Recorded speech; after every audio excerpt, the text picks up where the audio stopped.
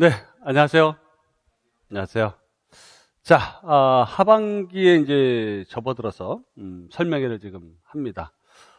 교육학 논술이 이제 작년에 쉽게 출제되다 보니까 사람들이 이제 관심도가 좀 줄어들었죠. 어렵게 나오면은 관심도가 있을 텐데, 근데 모르는 일이에요. 시험이라는 게 보면은 어떤 지역이 이 작년 커트라인이 낮았는데, 그걸 막 몰리죠. 그러다가 이제 어려워지죠. 커트라인이 높아져가지고 떨어진 사람도 있고. 근데 어쨌든 교육학은 난이도가 이렇게 변화되다 보니까 항상 우리가 철두철미한 어떤 대비를 해야 합니다. 근데 이제, 사실상 이 설명회 자체는 뭐 인터넷으로 볼 수 있으니까, 사실상 뭐 걱정은 안 되는데, 실질적으로 수업 내용에서 다룬 어떤 지식 내용이라든가 또는 문제 내용이 있잖아요. 이 부분은 사실상은 직접 체험해봐야지 됩니다. 일단은, 하반기니까 이제 여름이죠. 7월달. 자, 거기, 자료를 뭐 준비된 거를 먼저 볼게요. 거기 보시면 교수학습에 대한 교육학 학습 전략 위치, 원칙, 그렇죠? 이런 것을 잘 깨달아야 되는데 원칙이 시간 위치에 따라 좀 달라요. 거기 보시면 기출 문제를 먼저 이해하는 전략이 필요한데 이게 1, 2월 달에 이미 끝났어야 돼요.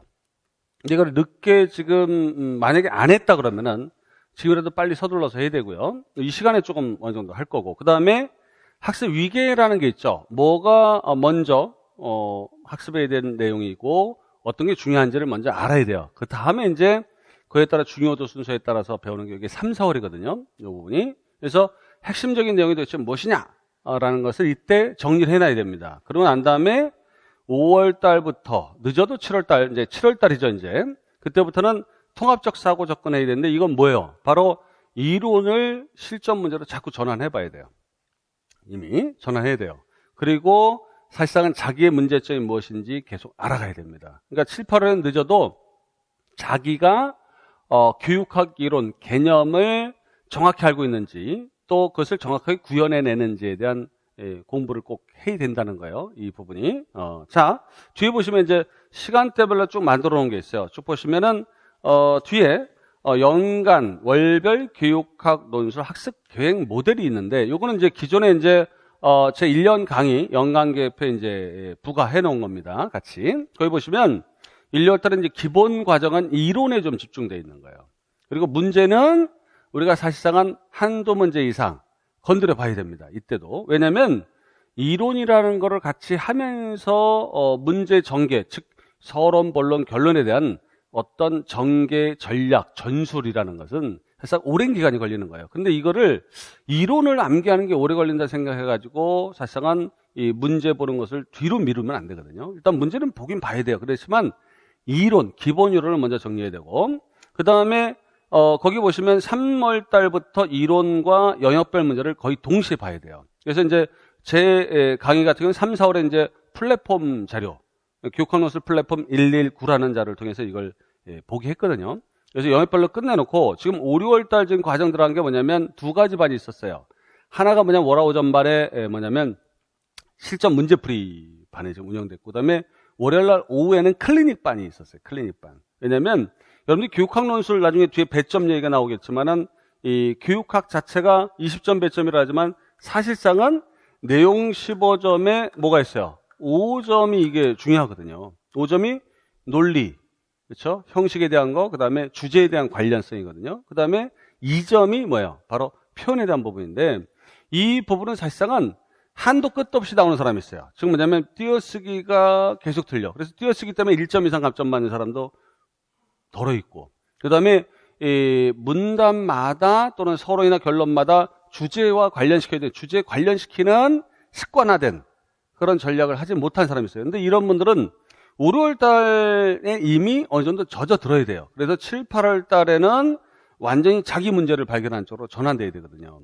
이 부분이. 그렇기 때문에 일단 영역별 문제는 끊임없이 정리하겠죠. 그렇지만은 이 7, 8월엔 늦어도 전문가나 동료한테 자기 전개에 대한 내용을 보여준 다음에 거기서 논리 구성, 즉 서본 결의 구성이라든가 그 다음에 또 주제에 대한 연계, 그 다음에 내가 이론을 어떻게 이 문제마다 적용할지. 특히 여러분들이 교육학 논술 문제를 단순하게 이론을 암기한 것을 펼친다고 생각하는데 아니에요. 뒤에 나중에 보면 알겠지만 교육학 논술은 지시어 분석이 굉장히 중요해요. 지시어하고 지문, 즉 제시문 분석이 잘 어우러져야 돼요. 그래서 제시문에 암시된 전략, 그렇죠? 출제진이 어떻게 암시했는가를 이걸 잘 습관화된 사고로 만들지 않으면은 절대 시험 실전에 가선 성공할 수 없습니다. 문제 해결에. 그렇기 때문에 그 부분을 잘 봐야 되고, 그래서 3, 4, 5, 6월 달에는 적어도 이론 복습, 적용 학습을 해야 되고, 그 다음에 논술 구조 이해와 적용이 반드시 필요합니다. 이때. 그리고 난 다음에 7, 8월에는 뭐예요? 자기가 문제 쪽으로 많이 좀 가야죠. 가가지고 이때 사고 유형, 문단별 문제점 발견을 다 해야 돼요. 아시겠죠? 그 다음에 영역 및 실전 탐구를 하면서도 수정학습이라고 그래요, 이걸. 그래서 특히 또 중요한 게 채점, 점수화 규칙을 이해해야 됩니다. 지금 뭐냐면 내가 어떻게 쓰는 게 점수를 감점 없이 만점에 가깝게 또는 만점을 받을 수 있는지를 연구를 해야 돼요. 이 부분이 7, 8월 달에 완성이 돼야 돼요. 그 다음에 9, 10월 달에는 뭐야?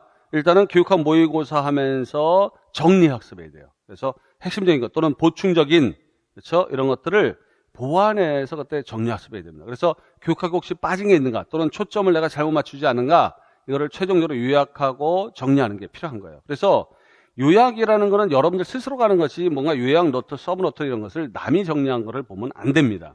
그건 내 사고 흐름과 일관성이 없기 때문에 사실상은 남의 제3자 얘기가 돼버려요. 그래서 이 주관적으로 내가 이해한 방식으로 정리해야 돼요. 그리고 그 부분에서는 키워드하고 키워드에 대한 하위 키워드가 있어요. 그래서 그 부분을 다 정리해야 됩니다. 이 부분이. 그래서 그 부분은 이제 뒤에 영역별 출제 예상 이론을 보면서 우리가 이제 하나씩 예를 들어서 설명해 드릴게요. 그래서 결국은 이 시간 비중이 가운데 있죠. 기계형으로 갈 거냐, 2대8로 갔느냐. 그러니까 올해 내가 지금 6월달 지금 마무리하는 시점인데 지금 초창기부터 나는 하루에 10시간 한다 그러면 20%를 교육하게, 80%를 전공했는가. 근데 상반기에 많이 안 했어요. 그렇게 안 했는데 지금부터 어떻게 해야 되냐? 그럼 2대8로 갈 거냐? 아니면은 전략적으로 깔때기 모형, 그렇죠? 특히 초두형 모형처럼 말이죠. 앞에 비중을 좀 교육학을 많이 두고 뒤로 가면 갈수록 교육학 비중을 줄이는 전략을 할 것이냐?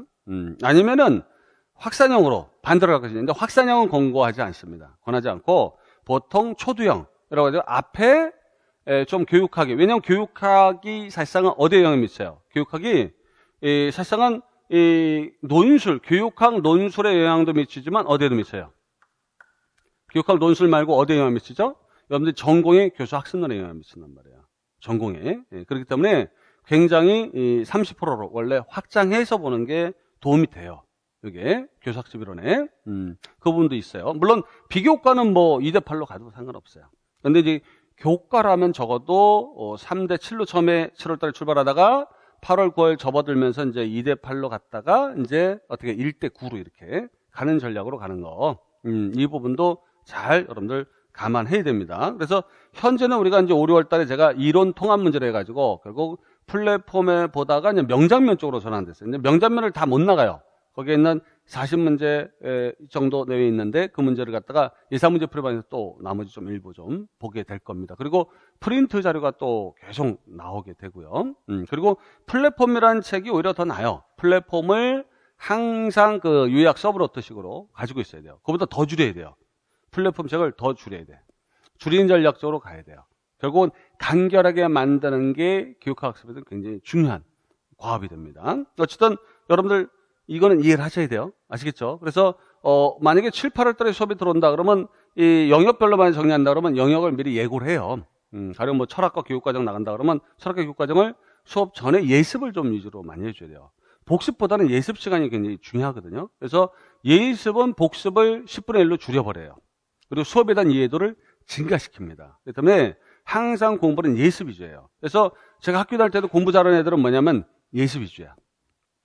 예습 위주야. 수업 때 이렇게 딱 열심히 듣고 나중에 야간 자율학습 때 되면은 복습 잘 안 해요. 놀러 다녀요, 이놈 자식이. 그래 놓고 어떻게 한다? 시험부터 잘 봐. 아시겠죠? 교육학은 특히 그 부분이 좀 강합니다. 그래서 선행된 어떤 경험이 있을 때 뒤의 내용이 이해가 되는 것처럼. 자, 그래서 먼저 해야 될 게 뭐냐면 교육학 논술에 대한 학습 방향을 잡기 위해서는 기출 영역의 그 이론들이 있어요. 이론들을 보는데 거기 보시면 왜 그 문제가 출제됐는가를 고민을 항상 해야 됩니다. 왜 출제됐는가? 그리고 그 나온 이유를 생각해보고 중요한 요령이 무엇인가를 생각해야 돼요. 그렇죠? 그리고 출제 문제와 이론을 중심으로 무엇을 어떻게 전개했는지를 이제 파악을 해야겠죠. 이게 현실에서 어떻게 도모될 수 있는지, 적용될 수 있는지. 그 다음에 영역 이론별로 특히 이제 근접한 내용들이 있거든요. 이걸 비교해야 돼요. 그래서 이걸 조직화라고 그러죠. 정보처리원에서 장기기억 넣기 해서 비교, 관련성 이런 걸 파악하는 거. 그렇죠? 그 다음에 우선순위를 딱 정해가지고 이제 집중적인 학습을 하는 거죠. 근데 여러분들 이제 2013 상반기부터 출제가 됐거든요. 이게 먼 거리부터보다는 가까운 거리 여러분들 좋아하니까 뒤에 페이지 넘기면 2018학년도 문제가 이제 출제가 된 거를 한번 훑어보면은 교육 과정에서 수급의 모형, 그렇죠? 이게 나왔었죠. 명칭이라든가 이런 거 다 숨겼어요. 그거부터 드러내게 했고, 그 다음에 교육 방법에서는 PBL, 문제 중심 학습. 그 다음에 교육 평가는 평가형의 명칭, 즉 준거 지향 평가 또는 준거 참조 평가라고도 하죠. 그 다음에 개인차 해석에 대한 거. 그 다음에 또 하나는 성장하고 능력 참조 평가. 그 다음에 행정에서는 뭐야? 교내 장학의 유형이 뭐야? 이게 동료 장학에 대한 거. 그리고 활성화 방안 이렇게 돼 있죠. 그래서 이 과정, 방법, 평가, 행정. 그리고 이 추세는 2017에도 역시 마찬가지로 행정은 빠지지 않았죠. 과정도 나왔었고 평가도 나왔어요.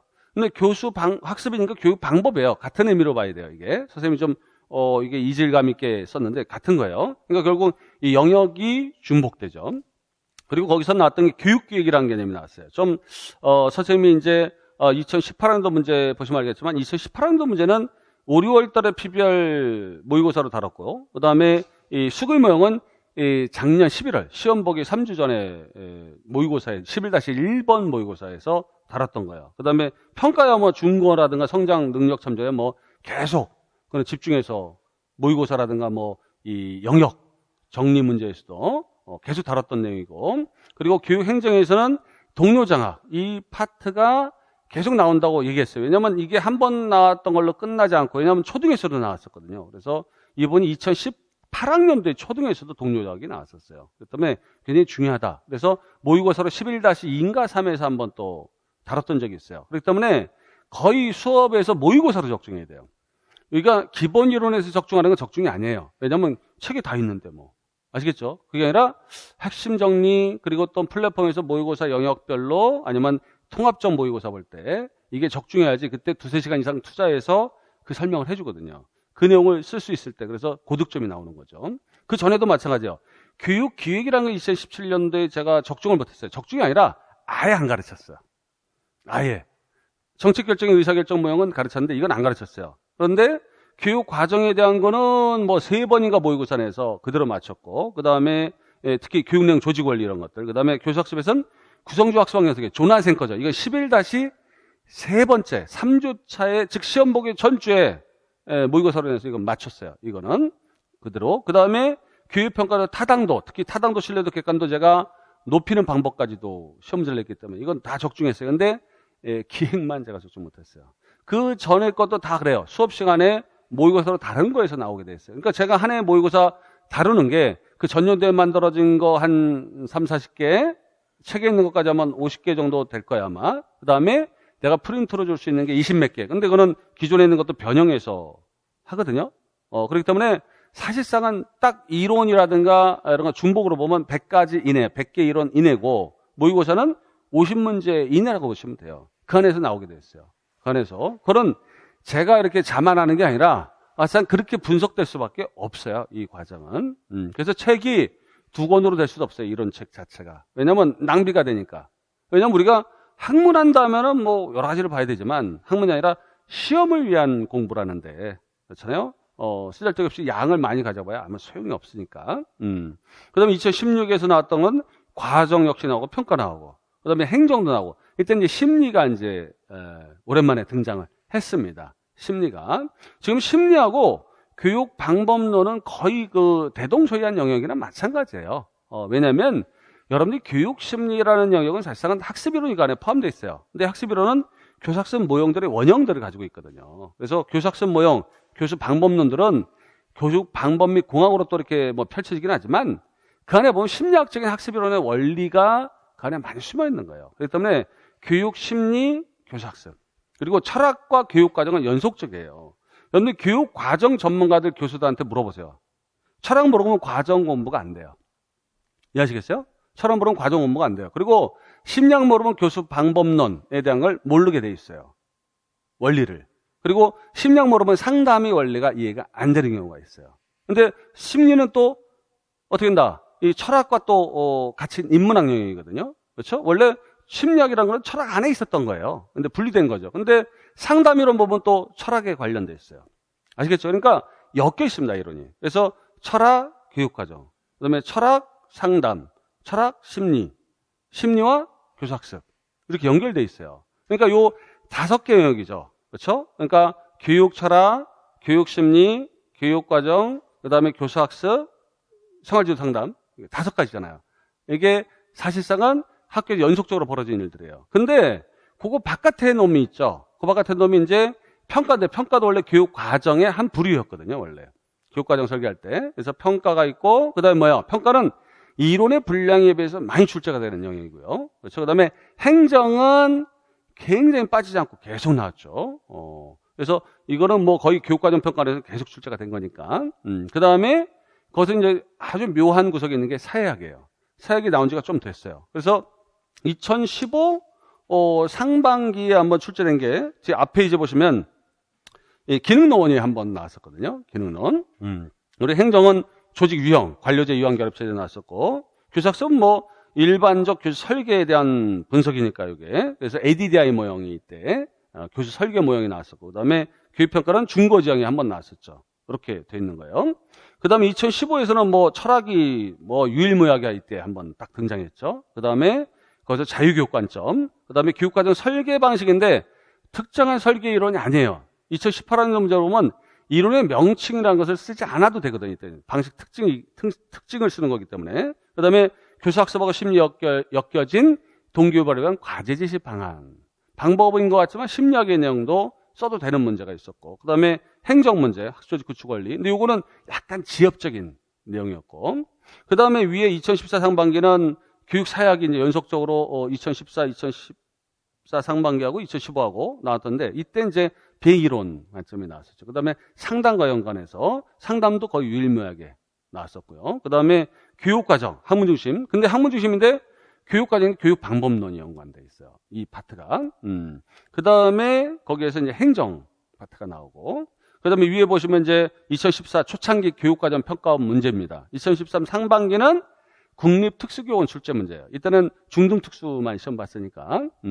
이때는 이제 심리가 전체를 지배했고 상담하고, 그다음에 이제 2014학년도는 사실상은 이 과정 심리와 엮인 거 사회학, 교수학습, 평가, 행정 이렇게 돼 있었습니다. 그래서 사회학이 계속 나오다가 2015 이후에 2016부터는 안 나왔어요. 3년 동안. 그래서 지금 이제 우리가 조마조마한 게 뭐냐면 사회학이에요. 사회학.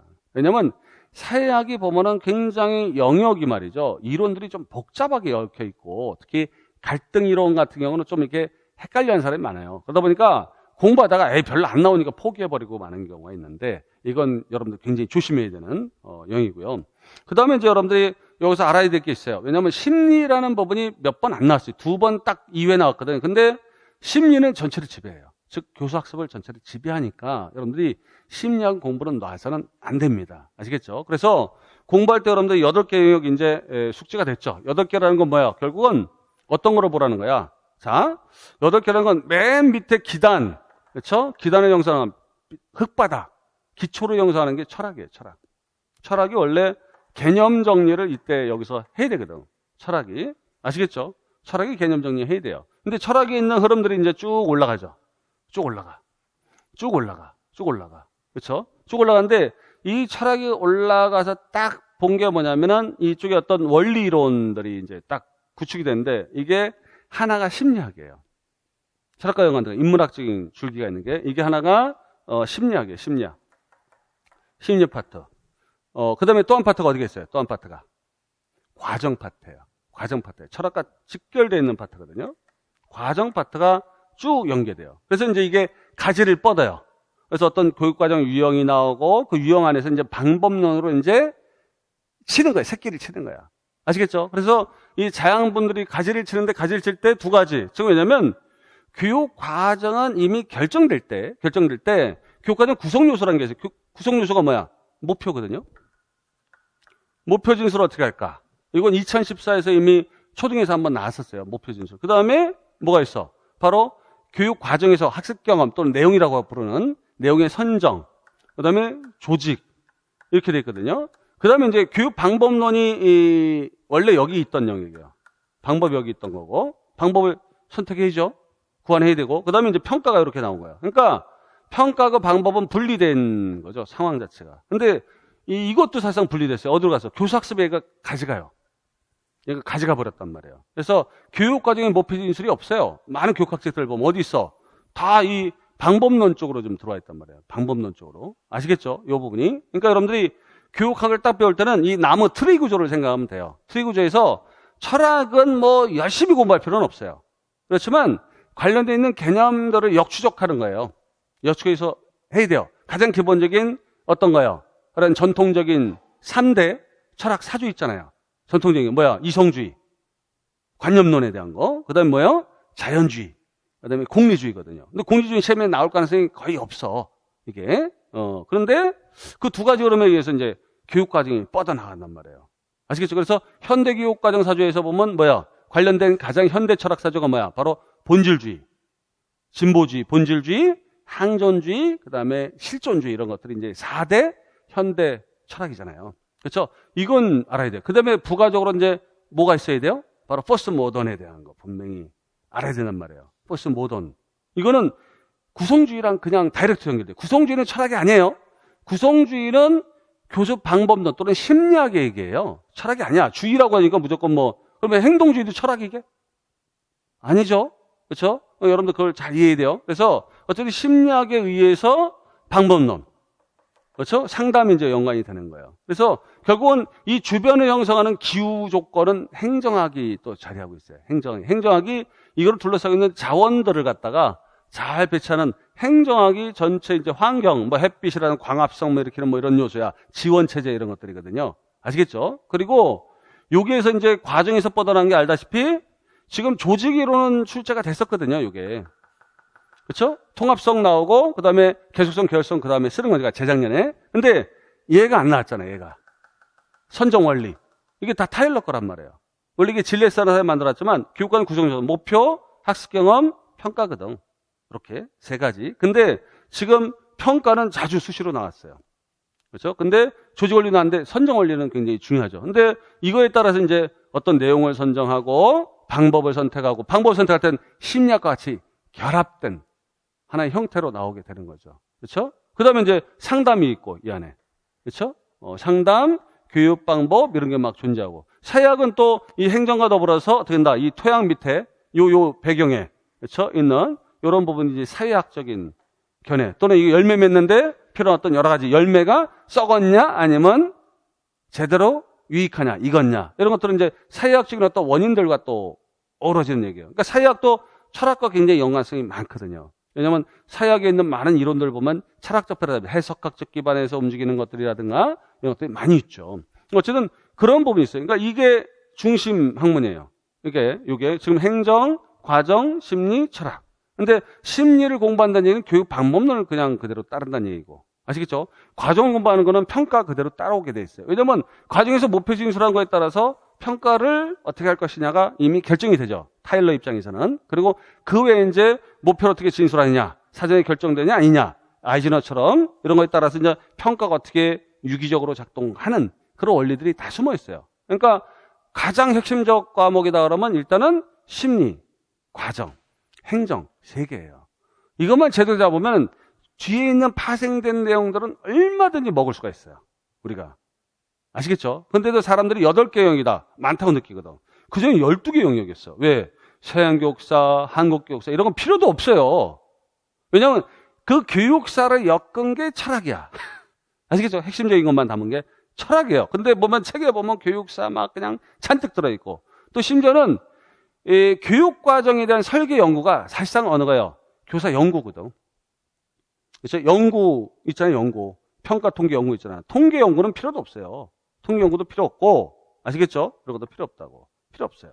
그러니까 뺄 건 빼야 되는데, 시험 대비한 게 무슨 학문하는 사람처럼 말이죠. 무슨 뭐 도서관 학과 다니는 사람처럼 말이죠. 열심히 다 분류해 놓고, 그걸 다 이잡듯이 막 하려고 그래요. 그렇죠? 도서관학과 분들, 그 문헌정보 이쪽에 계신 분들, 제가 이제 국립대 뭐 한 군데 강의 가는데 거기가 올해 400 몇 명 합격했어요. 저번에 최종 합격이. 문헌정보학과 70 몇 명 합격했다고. 아시겠죠? 왜? 그 사범대 학장이 문헌정보학과 교수님이야. 근데 학교에 특강을 제가 계속 그 대학을 나가고 있거든요. 10번 나가요. 10번 나가. 그래가지고 모의고사 이렇게 해줬더니 그냥 다 맞히니까 학생들이 신난 거지. 교육학 점수를 일단 뭐 인원도 많이 뽑았지만 4, 5점 이상 남들보다 월등하니까 그냥 합격. 입이 그냥 막 벌어지시는 거지. 학장님이 막. 올해까지 이제 맡고 계신데. 그렇죠? 막 자랑하고 다니죠. 막 대학평가를 계속 올라가고. 근데 그 옆에 다른 학교도 또 갔어요. 근데 그 학교는 이제 특강을 안 갔어. 안 갔는데 계속 이게 떨어지죠. 그죠? 그렇게 돼요. 왜냐하면 교육학 점수라는 것은 전공 점수가 중요하지만, 그렇죠? 기반적 점수를 만들어 가야 되거든요. 그러니까 보통 우리가 전공에 따라 좀 차이가 있지만 보통 중요 중심 영역하고 그에 따른 핵심 원리를 발굴해 가지고 모의고사 문제로 전환 해석을 학습하면은 시험 때 절대 낮은 점수가 나올 수가 없어요. 나올 수가 없다고. 근데도 많은 사람들이 사실상은 쉬우니까 뭐 난 높은 점수 아니에요. 자기 문제를 발견해야 되거든. 근데 이 영역에 대한 걸 다시 한번 여러분들 점검해야 돼요. 이 부분은. 그래서 그 점검하게 만든 게 뭐냐면 뒤에 페이지 넘기시면은 뒤에 페이지 넘기시면 초등 교직 논술 문제가 또 있어요. 출제 분석해 놓은 게 있어요. 그 6쪽에 보시면 거기 보시면 초등 교직에 도대체 뭐 나왔는가? 수행평가 나왔거든. 수행평가 이때 당시에 사실 교육과정 평가원 또는 시도별로 시험 문제가 다르기도 했어요. 근데 수행평가 나왔었어요. 그 다음에 초등은 되게 기본 생활습관하고 기초 학력을 만드는 데기 때문에 생활지도가 많이 나와요. 많이 나와. 근데 우리는 중등 그렇지 않거든. 그죠? 근데 어쨌든 중요한 게 뭐냐면 거기 보면 학습 부진 문제가 옛날에 많이 나왔어요. 중등에서도. 이런 것들도 이제 주제 테마로 항상 마음속에 가지고 있어야 돼요. 그 다음에 거기 보면은 2005년도부터 이제 교육과정 평가에서 이제 심리학, 즉 교육학 기반으로 이제 슬슬 들어오기 시작해요.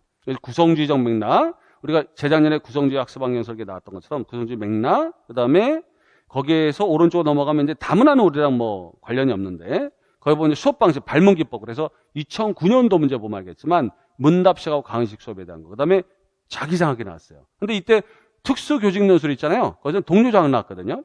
그러니까 동료 자기장학은 굉장히 중요한 거예요. 교사 전문성 신장을 위해서.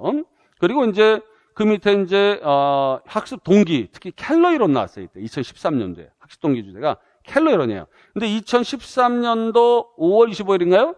그때 추시 모집이 있었는데 그때 초등 특수 문제가 유치원 특수도 같이 봤는데 그때 켈러이론이 또 나왔어요. 한번. 켈러이론 나왔어. 중등은 아직 안 나왔거든. 켈러가 그때 나왔었고 그 다음에 목표 진술이 2014 나왔어요. 그 다음에 2015는 이제 세월호 때문에 안전사고 문제 냈었고 초등이. 그 다음에 2016에서는 뭐예요? 이 중등과 연동하기 시작합니다. 왜냐면 이때 반도라의 사회인지 학습이 일어나고 행동주의가 나왔거든요. 이때 시험 문제가 뭐야? 에릭슨의 정체감 발달과 반도라 이론 나왔어요. 우리 중등도. 아시겠죠? 초등과 연동됩니다. 연동돼요.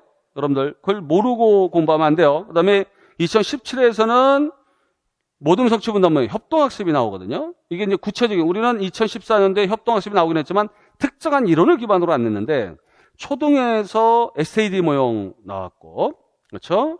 그래서 우리도 이게 공부돼야 돼요. 협동학습. 협동학습 2014년도에 나왔지만 구체적으로 이렇게 진술이 안 돼 있거든. 그 다음에 2018학년도에 뭐가 나왔어요?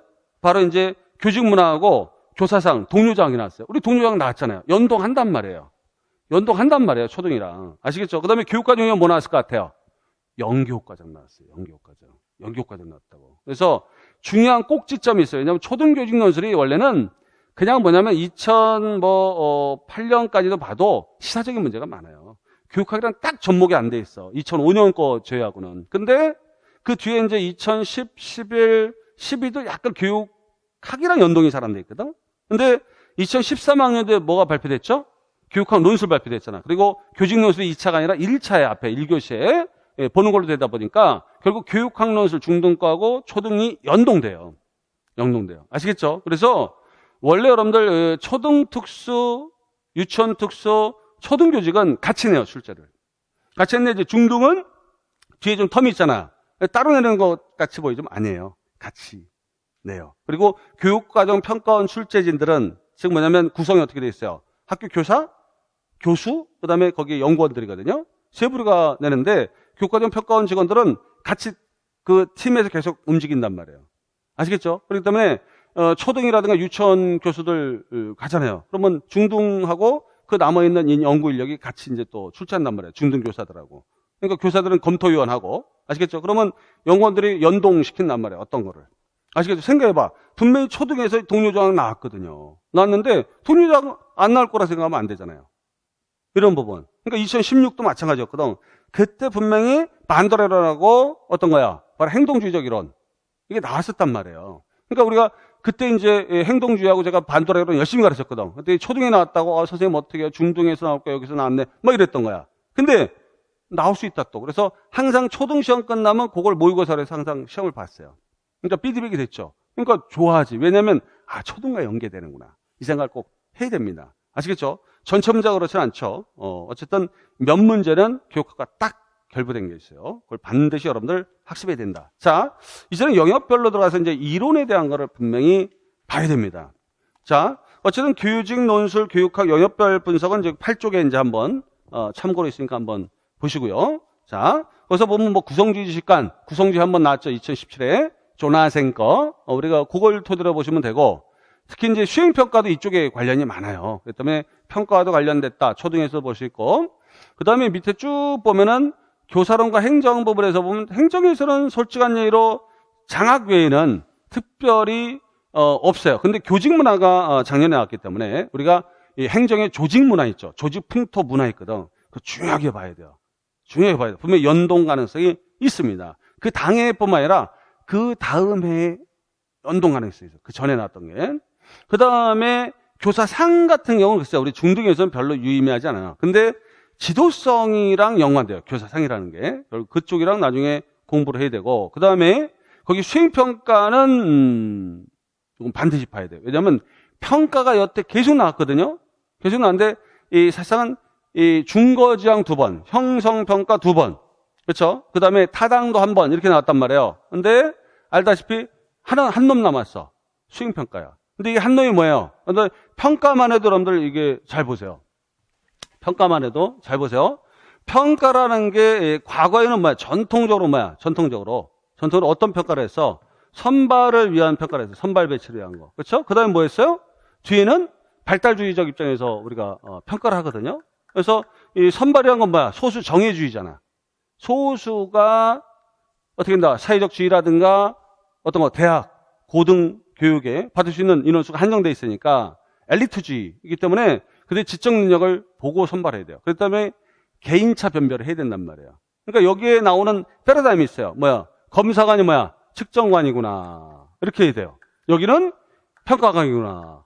발달주의 관점에서는 환경만 딱 주면은 여기는 뭐야? 여기는 환경을 중시해. 어떤 환경이야? 바로 교육 환경이나 성장을 중시하는 거야. 근데 여기는 뭐야? 여기는 선발주의는 여기는 아이들의 지능, 지적 능력이라는 거죠. 이 부분을 중시하는 패러다임을 간단 말이에요. 그러니까 환경이라는 건 오염원이에요. 이쪽에서는 오염원이라고. 그러니까 이쪽에서는 측정을 정확하게 해야 돼. 뭐를? 학생의 개인적 지적 능력을 측정을 정확히 해야 돼요. 그러니까 이 측정과 관련된 도구, 즉 이게 검사관이라고 하거든요. 그러면 여기는 뭐가 필요한가? 검사 도구, 검사 척도가 필요한 거야. 이게 뭐예요? 여기는 신뢰도, 여기는 객관도 이렇게 돼 있거든요. 여기는 뭐야? 여기는 타당도야. 이걸 한번 출제가 됐잖아. 기억하죠? 재작년에 출제가 됐단 말이야. 내용 타당도로 돼 있지만 타당도 나왔었단 말이야. 그 다음에 이쪽 타당도를 중시하는 건 목표 도달 여부를 평가하는 거란 말이야. 충실도에 따라서. 그러면 여긴 중고가 딱 나와. 중고 2번 나왔잖아. 중고 2번 나왔어요. 2015 상반기. 그렇죠? 작년 2번 나왔어요. 이게 형성평가도 이쪽 영역이거든. 이것도 2014하고 2016에 2번 나왔어요. 그러니까 이쪽 라인이 다 나온 거야. 이쪽 라인이 다 나온 거란 말이야. 시험이. 그러니까 이쪽 라인은 나와 안 나와? 아직 안 나온 거예요. 지금 이쪽에 뭐가 있어? 규준제한 평가 있어야 되고. 그렇죠? 신뢰도 객관도를 어떻게 높일까? 왜냐하면 타당도 나왔으니까 이 부분을 공부해야 되는 거예요, 여러분들이. 공부라는 건 이렇게 맥을 찾아서 공부해야 돼요. 맥을 찾아서. 아시겠죠? 그러니까 지금 굉장히 중요한 거는 평가라는 것의 관련성, 수행평가. 왜냐하면 수행평가가 이쪽에 보통 질적평가를 해가지고 여기 있거든. 그러니까 요게 지금 남은 놈은 요거야. 수행평가.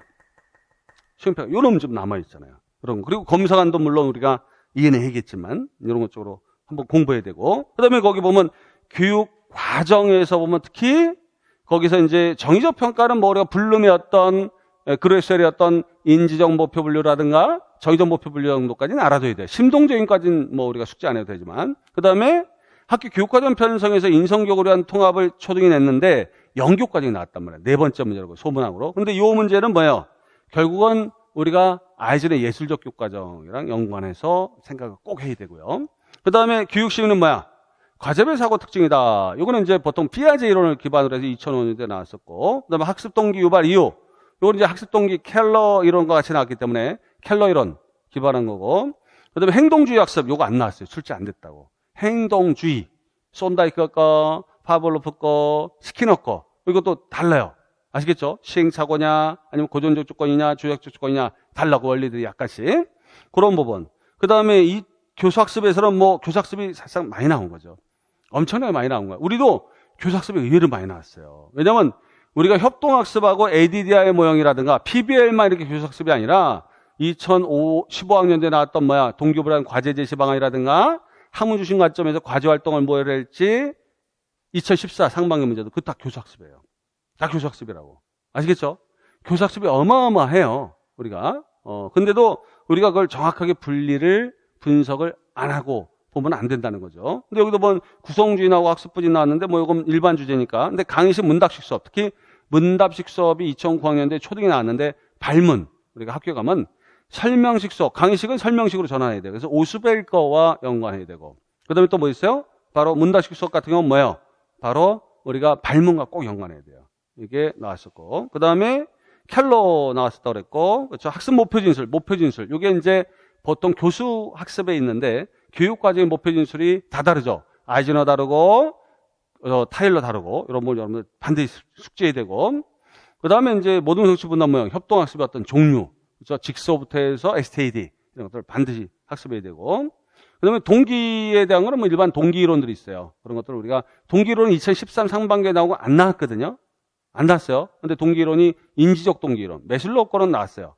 기대가치도 나왔어. 근데 일단 동기 이론, 그 다음에 생활지도 측면이 있고, 글쎄요. 그런 것들이 쭉 있어요. 근데 초등은 뭐 교육학 이론이 이렇게 딱딱 부러지는 게 많지는 않았으니까, 여기가.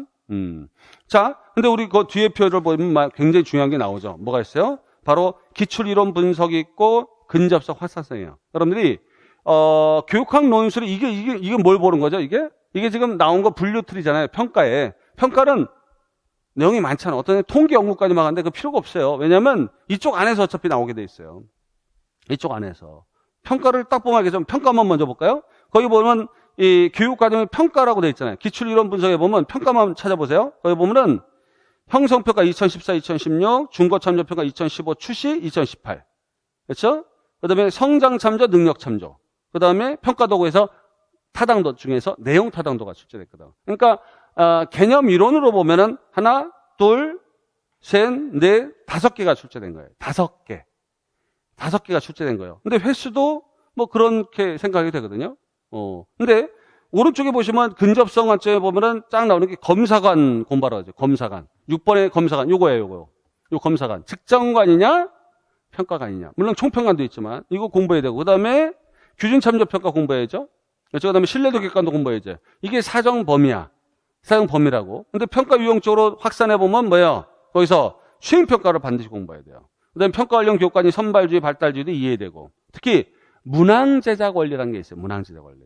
문항제작을 객관식 제작과 논술형 또는 서술형 문항제작 원리라든가 이런 것들. 근데 그 부분은 뭐와 관련돼 있냐면 요거 검사 척도 또는 평가도구라는 신뢰도 객관도와 굉장히 밀접한 연관이 있어요. 그래서 신뢰도를 높이기 위해서 어떻게 되는가? 객관도를 높이기 위해서 어떻게 되는가? 이런 사실상 공부가 지금 필요하거든요. 그럼 문항제작 원리랑 근접한 거예요. 아시겠죠? 그래서 평가만 해도 이미 딱 사정, 관역표가 만들어진 거예요. 그러니까 이거 모르고 들어가면은 평가에서 분명히 당할 가능성이 있는 거지. 물론 올해 평가가 안 나올 수도 있어요. 그렇지만 일단은 범위가 제일 좁아. 평가가. 이론도 많지도 않아요. 근데 그거 공부 안 하면 바보 되는 거예요. 아시겠죠? 일단 그래요. 자, 그 다음에 교육 철학은 사실상 2015학년도, 거기부터 보면 교육 목적하고 자유교육론, 자유교육 관점에서 교육 목적론인 게 2010학년도예요. 사실상 한 문제지만 그 안에는 2가지 철학의 개념이 들어있거든. 왜냐하면 목적론하고 교육의 어떤 하나의 중요한 철학 사조, 자유교육이 들어간 거예요. 이게 자유교육은 결국 이성주의, 플라톤의 이상주의적 교육에 영향받은 아리스토텔레스의 관점이지만 이게 나왔어요. 그러면 이 낭만주의적 관점인, 즉 뭐냐면 자연주의적 관점인 뭔가 진보주의가 나오든가 자연주의가 직접 나오든가 아니면 경험 중심이 나올 수밖에 없었어요, 이 당시에. 그래서 2016학년도에 경험 중심이 나올 수밖에 없었던 거예요. 왜냐면 라인이 있어요. 이것도 평가 라인이잖아요. 그러면 여러분들 철학도 마찬가지로 라인이 있어요. 라인 선이 있다고. 선이 있어요. 그래서 뭐냐면 이성주의적 전통에 의해서 자유교육이 이제 파생된단 말이에요. 그렇죠? 근데 이성주의적인 거 말고 좀 약간 어떤 거야? 우리가 어떤 현상학, 페노메논적인 게 있어요. 우리가 보면 이 해석학이라든가 이런 거 나중에 성립되잖아요. 이런 이성 말고 이 사람들의 욕구, 사람의 욕구나 정서와 관련된 거, 이거는 등한시했거든, 옛날에. 그래서 심신이원론, 또 마음도 이성과 정서로 구분했어요. 그러니까 플라톤은 정서나 욕구는 등한시했거든. 근데 이게 루소에 의해서 낭만적 견해, 즉 자연적 견해가 성립돼서 이게 나왔어요. 근데 이 흐름이 철학에서 굉장히 중요한 개념이에요. 그러니까 만약 우리가 지시구조가 있다, 철학에. 그러면 이거예요. 이게 다른 데 다 적용되거든. 이게 로맨틱이야, 낭만주의야. 그러면 예술, 문학에 적용되고 아동 중심이니 뭐니, 그 다음에 교육적 권리니 뭐니 이런 것들은 다 여기 나오거든.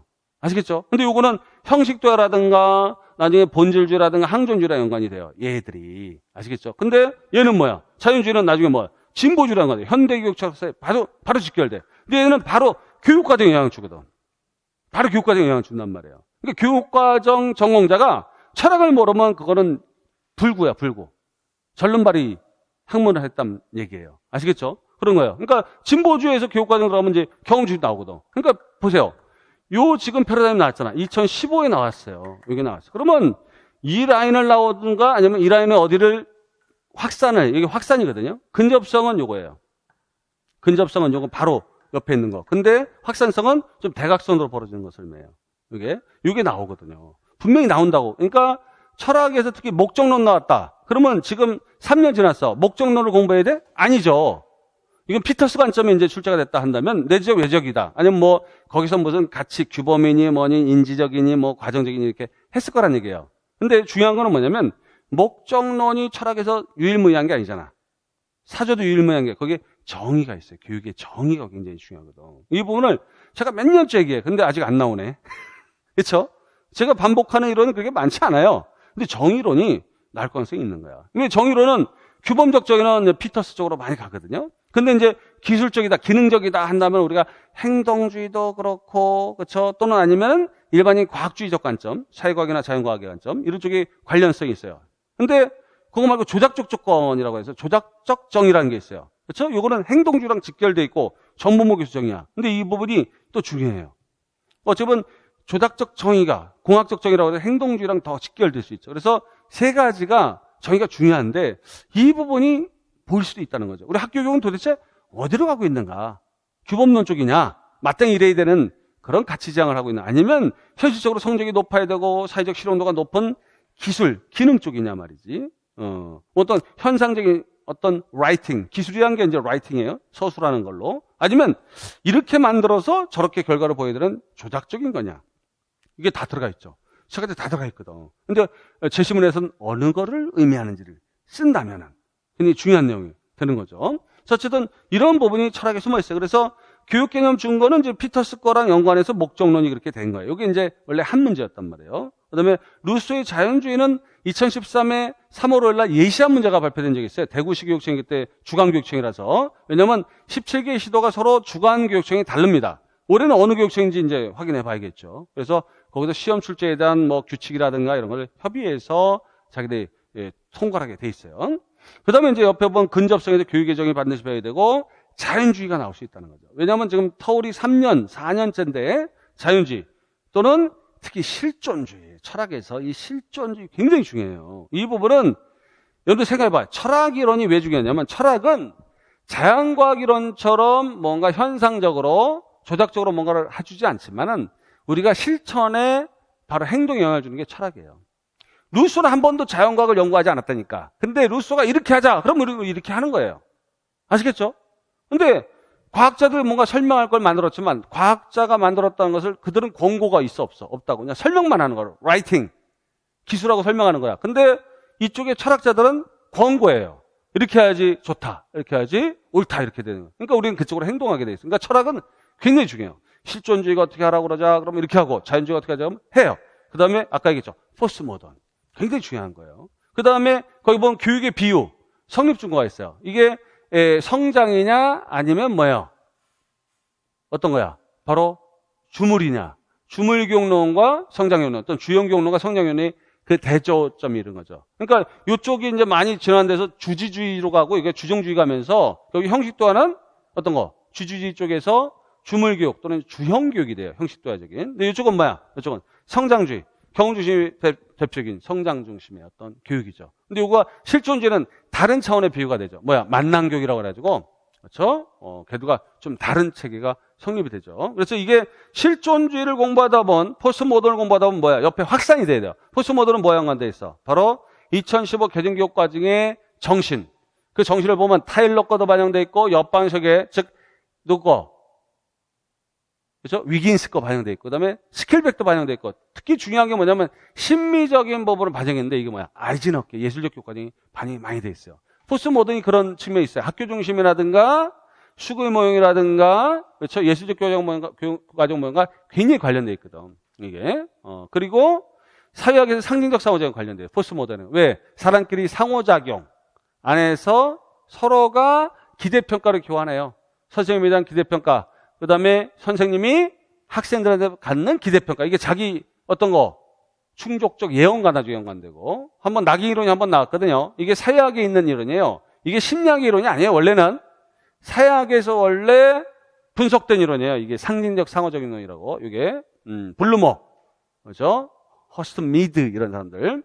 그다음에 행정학에서는 교육풍토 문화와 관련됐어요. 이게 나중에 보면 레빈의 장이론과 연계돼요. 이게 심리학적으로는 거대하게. 근데 그건 재미있는 레파토리가 나중에 이제 우리가 본강에서 이제 재밌게 볼 거고요. 그 다음에 지식교육 쪽에 이제 굉장히 중요해요. 지식교육. 왜냐면 지식관이라는 게 철학에서 지금 있거든. 명적 지식이나 방법적 지식이 이제 근접성이 그게 필요해요. 그렇죠? 그래서 지식교육 방향에서 특히 개정교육 과정에서 학습량이 적정하는 뭘 얘기하냐면 학문중심 교육과 브루노와 관련이 있어요. 근데 학문중심은 출제가 한번 됐지만 장단점은 출제가 안 됐어요. 특징이나 장단점은 출제가 안 됐어요. 그냥 과제활동을 애견명사와 생물교육과 연관한 2014 상반기 문제가 출제됐을 뿐 안 나온 거예요. 그 다음에 정보처리론 굉장히 중요해요. 인지발달이론. 이건 인지적 발달, 지식교육에서 굉장히 중요한 내용이죠. 우리가. 그리고 발견학습, 정교학교육 설계 이런 것들이 다 사실 사정권 안에 있습니다. 학교에서 제일 많이 쓰기도 하고. 그런데 수업 방법은 대부분 뭐야? 발견학습, 정교교육 설계 이 안에 있어요. 개념들을 다 활용해요. 그리고 50일의 유의미 학습들 이런 것들이 다 확산됩니다. 지식교육의 방향은 피아제로부터 이어져서 브루노로 원래 갔어요. 근데 피아제는 누구 걸 보고 했어? 바로 낭만주의적인 루소 걸 보고 연쇄적 장육을 일으킨 거예요. 사실상은. 아시겠죠? 그래서 우리가 이 피아제가 나중에 형식도화적인 철학적인 또 능력 심리학적인 것을 물리치고 아동 중심으로 가게 된 계기가 된 것도 바로 루소의 에밀 때문에 그렇거든요. 근데 그런 연원을 안다면은 결국은 교육과 하나의 엮인 레파토리가 있어요. 서사구조가 있단 말이에요. 그리고 밑에 보면은 교육과정의 중요한 게 뭐야? 잠재교육과정 한번 나왔었어요. 근데 연교육과정 당연히 나오겠지. 왜냐면 이거는 철학적 패러다임에서 이미 나왔고 초등에서도 이미 출제가 됐어요. 그러면 중등은 당연히 1순위로 올려야 돼요. 연교육과정. 그럼 연교육과정과 확산된 게 뭐야? 바로 예술적 교육과정이죠. 위에서 이미 얘기했던 대로. 아시겠죠? 그 다음에 교육과정 구성요소 설계 특징 2015에 나왔었고, 그렇죠. 그 다음에 워커의 수교명 나왔었죠. 워커의 수교명은 이미 나올 거로 예견이 돼 있었던 거예요. 왜냐하면 워커하고 아이젠은 같이 연구했던 사람이에요. 아시겠죠? 둘이 좀 갈라져서 그렇지. 요게. 그래서 아이젠허 거 보면 또 재밌죠, 지금. 그 다음에 교육령의 조직원리 나왔으면 뭐가 나와야 돼? 옆에 보면 3번에 학습경험 선정원리 반드시 나와야 돼요. 이건 근접성이에요. 이건 타일러가 주장했던 거야. 타일러가 주장했던 조직원리. 내용선정 원리가 있죠. 내용선정 원리 뭐야? 가능성, 기회, 만족의 원리, 협동성 원리, 일목표 다경험, 그렇죠? 일경험, 다성과 이런 것들. 그 다음에 학문중심 나왔죠? 학문중심 또 나와야 돼. 왜냐하면 특정한 장단점이 안 나왔기 때문에 근접성 관점이 또 나와야 되고. 그 다음에 경험중심은 나왔어요. 근데 경험중심 말고 인간중심이 나와야 되고 중익교육과정이나 교과중심도 나올 가능성이 있다고 봐야 됩니다. 장단점이라든가 특징, 특히 인간중심은 특징을 중심으로 출제될 가능성이 높다라는 거예요. 이 부분이. 그리고 오른쪽 보면 이제 실존주의랑 잠재교육과정이 연결돼 있죠. 여러분, 잠재교육과정과 연결된 이론이 뭐뭐 있어요? 그냥 여러분들 지식을 한번 확인해 봅시다. 잠재적 교육과정이 어디 파트에 나와요? 잠재적 교육과정이. 잠재적 교육과정이 교육과정에서 교육과정 층위예요. 그래서 유형으로 알고 있지만 층위야, 층위. 왜냐하면 잠재된 게 있고 바깥에는 0이 있고 표면적인 게 있어. 보이는, 눈에 보이는. 이게 관점이에요, 관점. 근데 이게 잠재적 교육이라는 게 어디 나와? 인간 중심에 한번 나오죠. 인간 중심 교육과정에 나와. 이게 나와. 그리고 또 다른 영역이 어디에 나와? 사회학의 갈등 이론들에 나온단 말이에요. 잠재적 교육과정이. 거기에 나온다고. 그 다음에 심리학에 보통 놓는 자기오능감, 자기 충족적 이론. 거기도 잠재적 교육과정이에요. 전부. 아시겠죠? 그리고 해석학적 기반이에요. 잠재적 교육과정은. 전부. 학생들이 어떻게 교육상을 보고 있느냐라는 거예요. 이 잠재적 교육과정은. 나중에 행정 쪽에 들어가면 뭐야? 문화 풍토. 조직문화 풍토와 관련돼. 학교 문화 풍토라는 게 관련돼 있어요. 그래서 일종의 장애론과도 연관된 게 잠재적 교육과정이에요. 사실상은 엄밀히 보면 말이죠. 이 부분이. 그리고 이 잠재적 교육과정 보면 방어적 수업 전략도 약간은 관련돼 있거든. 방어적 수업 전략과도 관련돼 있어요. 이 잠재적 교육과정이라는 건 대단히 폭넓은 개념이에요. 이 개념이. 아시겠죠? 이 부분이. 잠재적 교육과정이. 그런 부분인데 이제 실존주의에서 특히 인간중심 교육과정 잉태될 때 인간중심 교육과정이 가장 중요한 특징 중에 하나가 잠재적 교육과정이거든. 아시겠죠? 이 부분이야. 왜냐하면 정서적인 거, 인간적인 거, 성장. 근데 학교에서 교사 인격적 상호작용하는 그런 문화, 풍토, 관계성이 얼마나 중요한지를 얘기해요. 그 다음에 교육과정 설계 부분에서도 특히 교육과정 결정 수준에도 이게 나와요. 어디에서? 교사 수준의 교육과정이라든가 또는 학생 수준의 교육과정에서 특히 학생 수준 교육과정, 특히 실현된 교육과정이라고 그래요. 그걸. 의도된 거, 전개된 거, 실현된 거라고 그래요. 그렇죠? 국가 수준, 사회 수준, 그 다음에 교사 수준, 학생 수준 이게 나오는데 거기도 이게 한번 또 나오죠. 이게 나와. 이게 자주 나와요. 잠재적 교육과정은 이게. 근데 한번 출제가 됐는데 어쨌든 실존주의 인간 중심과 연관해서 봐야 되고 그 다음에 교육과정 결정 수준, 진행 개념. 근데 여기서 교육과정 운영 관점이 5번인데 이건 뭐예요? 충실도 뭐예요? 그 다음에 상호 적응 관점. 그 다음에 뭐예요? 바로 생성 또는 형성 관점 이런 것도 다 숙지해야 돼요. 교육과정을 교육과정 개발자의 의도대로만 할 것이냐 아니면 개발자 교사끼리 협응해서 상호 적응 관점에서 교섭에서 얻을 것이냐 아니면은 학생들이 가지고 있는 요구에 반영해서 생성시킬 것이냐 이런 것들이 굉장히 우리 학교 현장에서 창의적 체험 활동은 뭐야? 생성형이거든 대부분이. 아시겠죠? 그리고 교과서는 결국 뭐야? 우리가 그걸 갖다 그대로 가르치는 건 충실성 관점이겠죠. 뭐야? 상호 적응 관점도 있을 테고. 그렇죠? 그 다음에 이제 유의미 학습과 관련해서 교육과정 시험은 정교교설 이런 게 굉장히 중요해요. 이게 특히 유의미 학습 정교교설, 정교교설계는 뭐야? 메릴의 내용 요소 제시 이론, 구인 제시 이론과도 연관해서 공부해야 되고, 유의미 학습은 피아제랑 반드시 연관해서 봐야 돼요. 근데 이 두 개의 이론이 뭐 연관돼 있어? 바로 심리학의 정보 치료론과 연관되는 거야. 가네, 메릴, 라이겔루스, 오슈벨은 정보 처리라는 것도 연관돼 있어요. 이 부분. 그러니까 정보 처리는 굉장히 심리학에 나중에 중요하게 다뤄야 되는 내용이고. 그 다음에 교육과정 구성에서 학교 중심 운영이다. 그러니까 학교 중심 교육과정 설계가 그 다음에 또 여러분들 필요해요. 그렇죠? 그 다음에 교육과정 운영 관점 아까 얘기했고, 평가 관련 교육과는 뭐 얘기했고, 이건 평가는 이미 아까 얘기했으니까. 아시겠죠? 공부해야 될 게임이 딱 보여요. 딱 보인다고. 그걸 중심으로 이제 조금씩 확장하면 되거든. 그리고 밑에 보시면 교육 행정학 있죠. 행정학 보시면 지도성 이론 나왔어요, 한번. 근데 상황적 지도성을 살짝 암시해놨지, 구체적 지도성이 어떤 이론인지 유형이나 명칭이 없어요, 이게. 근데 상황적 지도성은 분명해, 내용 읽어보면. 근데 상황적 지도성도 두 가지는 최소한 있잖아요. 뭐요? 행동 목표하고, 효과적 지도성 이론, 수명주기 이론하고.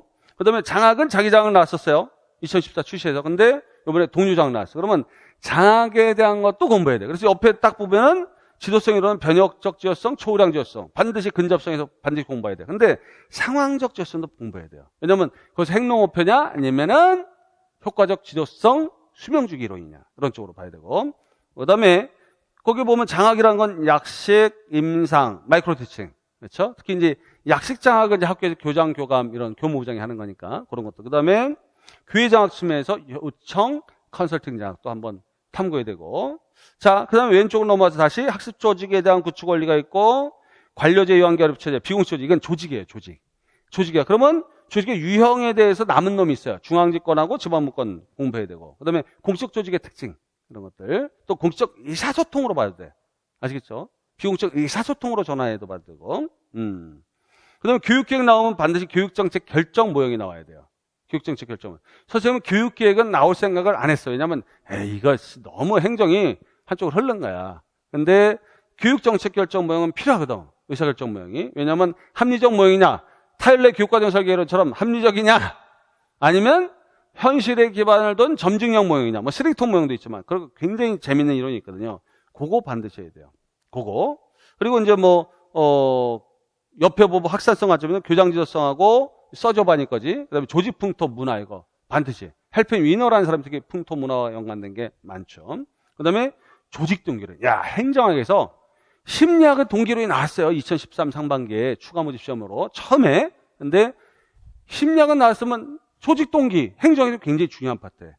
행정에서 여러분들, 지금 아까 평가받지만 행정 잘 볼래요? 행정은 계속 거의 교육과정 평가에서 2013년도부터 문제 냈는데 한 번 더 빠지고 나왔어. 그러면 행정에서 잘 보세요. 행정을 딱 보면 행정에서 가장 처음에 나오는 게 조직이론이에요. 이 조직이론을 뭐라 불러? 행정이론 또는 행정발달이론이라 불러. 여기 안에 있는 게 뭐야? 관료제 이론, 그 다음에 뭐야? 인간관계, 관료제 이론도 여기 안에 들어가지만 사실상 인간관계론하고 과학적 관련이 굉장히. 그리고 거기에 또 뭐가 있어? 사회체제론이라는 게 있어요. 이게 사회학에 보면 또 사회체제론 있거든요. 이 부분이. 그게 있어요. 근데 이 조직이론이 또 굉장히 중요해요. 첫머리는 조직이론이에요. 물론 행정에다 필요성 이런 거는 다 필요도 없어. 조직이론. 근데 조직이 결정되면 이제 뭐예요? 저희 조직 유형도 보면 조직 유형은 출제가 됐어요. 이거는. 근데 아까 했던 중앙집권이나 지방분권 아직 출제가 안 됐었고. 아시겠죠? 이 출제가 됐었어요. 그 다음에 여기서 보면 조직에서 어떤 기획이라든가 그 다음에 정책 결정이라든가 또는 관리, 경영이라는 파트가 있거든요. 지금 보면 기획도 나왔잖아. 기획도 나왔어. 교육계획 나왔죠. 그러면 정책 안 나왔죠? 결정 모형. 그 다음에 MBO라든가 이런 것들. 여러분들. 분모별 예산제도 이런 거 관리 경영 이것도 안 나왔단 말이에요. 학교 운영할 때 이게 필수란 말이에요. 아시겠죠? 필수란 말이에요. 근데 얘들보다 더 중요한 놈이 있어. 왜냐면 일단은 얘 중요해. 조직이론 중요하고 그다음에 조직 동기이론 중요해. 조직이론이 동기이론을 약간 가지고 있는 게 있거든. 일부는. 근데 이제 조직 동기이론이 있어요. 여기서 내용 이론인 메슬로우 이론 들어가 있고 그다음에 알더퍼 이론 들어가 있고 그다음에 바로 허즈버그 특히.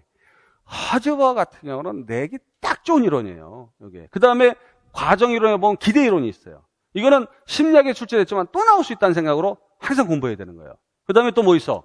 공정성 이론이 있다고, 그 안에. 그렇죠? 그 다음에 목표 설정 이론이 있어요. 로크 거. 이런 것들이 거기 있거든요. 그거 굉장히 중요해요. 조직 동기론. 그러니까 얘하고 얘는 불모지야, 불모지. 처녀지라고 그래. 제가 낚시를 좋아하는데 남들 안 간 낚시터가 있어요. 갯바위. 처녀지라고 그래. 한 번 누가 안 밟은 거야. 근데 가고 싶어 하거든. 그런 것처럼 출제진이 반드시 중요한 건데 안 낸 게 있어요, 이게. 여기 안 낸 거야. 그 다음에 이제 지도성이론은 한 번 내긴 했지만, 이것도 구체적으로 지금 변혁적 지도성이라든가, 초량적 지도성이라든가, 이거 굉장히 중요한 건데, 이것도 구체적으로 내지는 않았던 거예요. 굉장히 중요하죠, 행정학 이 안에 보면은. 근데 행정학이 이것이 사실상은 거의 전부라고 보셔도 돼요. 나머지 뭐는 별로 필요 없어요. 이것만 잘 잡으면 되거든. 이 안에 이제 이론들이 많단 말이에요. 아시겠죠? 이걸 잘 잡아야 된다. 근데 레빈 같은 사람은 여기도 들어오고. 아시겠죠? 심리학에 들어오고, 교사학습에 들어오고, 레빈 같은 사람은 여기 들어와요. 사회에도 들어오고. 아시겠죠? 심리 사회이기 때문에 그래요. 어쨌든 그런 것도 여러분들 잘 보시고. 그래서 행정이 굉장히 중요하죠. 그래서 거기 조직 동기론 옆에 보면은 욕구이계 이론도 중요하고만 알더퍼 ERG 이론이라든가 동기위생 이론, 기대 이론, 공정성 이론 등 이렇게 있잖아요. 이거 반드시 학습해야 되고. 그다음에 학급 경영 관점, 학습 조직이 아니라 학급 경영, 관리 관점, MBO라든가 이런 거, 품목별 예산제도라든가 이런 것들, 그렇죠? 영예산 기준 이런 것들은 학교 행정에 꼭 필요한 거거든요. 학교에서 쓰이는 것들. 그 다음에 조직 이론, 행정 이론이라는 거, 과학적 관련, 인간관계 이론 굉장히 중요하죠. 굉장히 중요해요. 이게 성과급을 준다 그러면 어느 쪽이야? 과학적 관련은 이거, 그렇죠? 과정 중에 사기를 높인다, 인간적으로 대한다, 인간관계론이야. 근데 이거 어디서 나왔어? 지도성 이론에 나와. 지도성 이론에 보면 과업과 인화 중심으로 본 게 있거든. 한쪽은 과업이 가는 인화예요. 과업을 계산해가지고 성과급을 줄 것이냐. 이건 인간관계론이 아니라 과학적 관련이죠. 근데 인간관계론은 뭐야? 인간관계성. 그렇죠? 인화 쪽이잖아요. 이런 쪽. 그래서 나중에 이게 서지 어바니아 뭐랑 맞나? 문화적 지역성 얘기할 때, 교장 지도성의 위계 5가지 얘기할 때 거기에 또 하위 요소로 또 차지합니다. 그러니까 굉장히 연속적인 흐름이 있어요. 이 이론들마다. 지금 보기엔 뭐 복잡하다. 처음 이거 강의 좀 설명해 듣는 사람 복잡하시지만 좀 공부했던 사람은 이해가 금방 될 거예요. 이 내용들이. 자, 그 다음에 거기 교육사역은 이게 뭐 나온 지 좀 오래돼서 문화실조론 나왔었고 비행이론 나왔어요. 근데 이거는 원리 이론이 아니에요. 원리 이론이 아니에요. 원리 이론이 아니라 이거는 파생된 이론들이거든요. 이 이론들이 사실상은. 그래서 그것이 기능론. 기능론하고 갈등론이 원형이에요. 원형. 기능론 갈등론이 원형 이론이고 그 다음에 이 기능론 갈등론을 거시론으로 보고 그래서 미시론으로 들어간 게 뭐야? 해석학 기반에 따른 상징적 상호작용이라든가 그 안에 있는 방어적 수업 전략이라든가 자기 충족주의 이론들이 그 안에 있어요. 비행이론도 일부가 거기 낙인이론 같은 건 그 안에 부위에 들어가요. 아시겠죠? 이게 중요해요. 그리고 중요한 건 문화지체 접변도 우리가 배워야 되고 특히 가정자본. 아이들의 학력 격차는 어디서 오느냐? 가정 배경, 환경에서 온다. 가정자본. 특히 콜맨 거. 이거. 자기 충족주의, 상징적 상호작용 이거 연관돼 있어요. 방어적 수업 전략도 다 연관돼 있어요. 근데 중요한 게 있어요. 가장 기본적인 갈등 이론. 사역에서 이 갈등 이론을 구분할 수 있는가가 굉장히 중요할 거예요. 갈등 이론은 뭐예요? 재생산 이론 2가지 있죠? 경제적 재생산 이론, 문화적 재생산 이론, 문화 헤게몬 이론, 그렇죠? 그다음에 저항 이론 있고 이런 것들 있잖아요. 이거 구분해야 되거든. 독특한 게 있어요. 가령 뭐 이런 거지. 상징적 폭력 그러면 어느 거야? 그게 뭐야? 문화적 재생산 이론이란 말이에요. 그렇죠? 근데 사람들이 문화 헤게몬으로 착각한다는 경우가 있단 말이에요. 아시겠죠? 그리고 뭐 잠재적 교과서가 싫었다 그러면 문화 헤게몬 이런 것들. 그런 것들이 있단 말이에요. 이런 것들이. 그래서 그런 부분이 중요하고 그래서 오른쪽에 뭐 학력 격차, 학교 효과론 특히 이게 콜맨하고 브루커버가 들러붙거든. 그렇죠? 콜맨은 가정자본, 브루커버는 학교 효과론, 교사 결핍론 얘기예요. 그래서 콜맨은 학교가 별로 영향이 없더라. 근데 브루커버라든가 상징적 상호작용 관점자 또는 행정에 있는 사유과정 이런 관점자들은 뭐야? 학교 효과가 교사가 굉장히 중요한 역할을 하더라. 이렇게 돼요. 지금 보면 많은 사람들이 헬조선이라는 건 뭐예요? 헬조선이라는 건 환경이나 학교가 영향을 준다 안 준다? 안 주는 거예요. 어디? 가정의 세습적인 관점. 그렇죠? 이게 영향을 준다는 얘기야. 그러니까 헬조선은 어떻게 보면 교육 사회학적 관점은 갈등론적 관점이에요. 왜냐면 갈등론, 공산주의 이데올로기 배운 적이 있어 없어? 없어. 신자파 이론 배운 적이 없거든. 근데 어떤 사람이 뭐 주사파다 좌파 때문에 그렇다 그런 게 아니라 현실이 보면은 잘 사는 놈, 뭐 대한항공 사례도 그렇지만 잘 사는 인간들이 부모 잘 만나가지고 공기업도 막 들어가고 은행도 막 들어가는 거야 지금 상황 자체가. 심지어는 노조가 말이죠. 자동차 노조가 왜 문제가 냐면 자동차 노조가 그래요. 자기들 권익 보호하는 건 좋다 이거예요. 그렇지만 자기 자식들, 그렇죠? 신규 채용할 때 30% 정도가 자기 자식들을 채용할 수 있도록 해달라는 거야. 말이 돼? 말이 안 되는 거예요. 자기가 뭐 국가 유공자야? 말이 안 되는 거예요. 그 상황 자체가. 그러니까 이거는 능력주의사를 위배하는 거예요. 이 부분이. 여러분 기능론자 입장에서 엄청나게 비판할 수 있거든. 그러니까 우리나라가 귀족노조다. 전 노조 활동 반드시 필요하다고 생각하거든. 근데 일부 노조들의 행태는 이거 완전 헬조선이에요. 아시겠죠? 갑질이란 게 기업 경영진이라든가 고위직만 있는 게 아니라니까. 노조들도 갑질해요. 아시겠죠? 이 부분 굉장히 문제가 있는 거예요, 우리 사회가. 근데 이런 부분으로 봤을 때도 학력 격차라는 거, 헬조선이라는 거 연관돼요. 이게 콜맨의 입장이거든. 가정환경, 가정자본이 영향을 끼친다는 거야. 은연중에. 근데 거기 보면 상징적 상호작용 관점에서는 그렇지 않거든. 바로 학교 내에서 학교 교사와 학생 또는 교사와 학부모, 교사와 교장이 어떤 상호작용을 하느냐라는 거지. 이런 부분이 중요하다는 것이고. 그 다음에 방어적 수업 전략, 그 상징적 상호작용 안에서 굉장히 중요해요. 생존적 수업 전략이라든가. 그 다음에 청소년 부정은 방어 기제, 특히 심리학과 연관돼 있죠. 특히 사회학에 청소년 문제들 연관된 게 많아요. 생활지도에. 이건 다 심리학 있는 적응 기제 안에서 방어 기제하고 도피 기제 있거든. 이 2가지를 이제 보통 퉁쳐서 방어 기제라는데 구분을 해야 돼요. 아시겠죠? 그거 반드시 공부해야 되고. 그 다음에 기능론 갈등론에서 좀 벗어나서 평등론이라는 게 있죠. 이게 이제 갈등론과 관련이 되는데 사회적 이론, 이거 우리 사회가 필요하죠. 이거 특히 평등론은 객관식 때는 자주 나왔던 문제인데 이게 아직 안 나왔다는 게 좀 의아한 거죠. 이건 중요한 얘기고. 그 다음에 미시론에서 이제 현상 해석과 관련된 신교육 사회학. 이게 교육과정 사회학, 이게 갈등론과 일맥상통해요. 교육과정 사회학은 설정대로 또는 신교육 사회학은 같은 의미거든. 이게 영국에서는 신교육 사회학, 미국은 교육과정 사회학이에요. 근데 이분이 갈등론의 문화적 생산이라든가 이런 것들에 영향을 다 미쳤어요. 거기 있는 학자랑 중복돼요. 아시겠죠? 신교육사회 학자들이랑. 그래서 요 개념, 교육과정에 대한 미시적 분석들, 요게 이제 상적사회장과도 굉장히 연관돼 있습니다. 그래서 요거를 이해하는 게 끝이에요. 다른 건 알 것도 없어. 솔직한 얘기로. 아시겠죠? 그 다음에 뒤에 넘어가면은 뭐가 있어요? 이제 이 중요한 하나가 거기에 딱 나올 텐데, 자, 심리학이죠. 근데 심리학은 뭐랑 같이 공부해야 돼? 교사학습과 같이 공부 안 하면 별로 소용이 없어요. 왜냐면 하나 예를 들면 지능이론이 한번 나왔었어요. IQ 해석에 대한 거 나왔었잖아요. 한번 2013 출시에서 나왔었고, 그러면 동기론도 나왔었어요. 그 당시에 동시에 기대 가치론, 기대 곱하기 가치론하고 매슬로 욕구이기론, 그다음에 자아정체성 에릭슨 거 나왔었죠. 그다음에 사인작습이 나왔죠. 그러니까 자아정체성이 성격 발달이론 안에 하위 내용이 부분 청소년기만 딴 거니까. 사인작습 만도라 거 이거는 학습이론이에요. 이건 학습이론. 그러니까 위에 동기 발달, 지능 발달, 정체감 발달, 성격 발달이에요. 근데 지금 안 나온 게 인지 발달이야. 도덕성 발달이라고. 아시겠죠? 그게 지금 안 나왔어요. 그리고 사인지학습이 나왔다 그러면 행동주의가 초등에서 나왔거든. 행동주의 반드시 나와야 돼요. 아시겠죠? 그러니까 그 옆에 보시면은 지능과 관련된 게 가장 깊은 게 전이론이에요. 정보처리론이거든. 정보처리.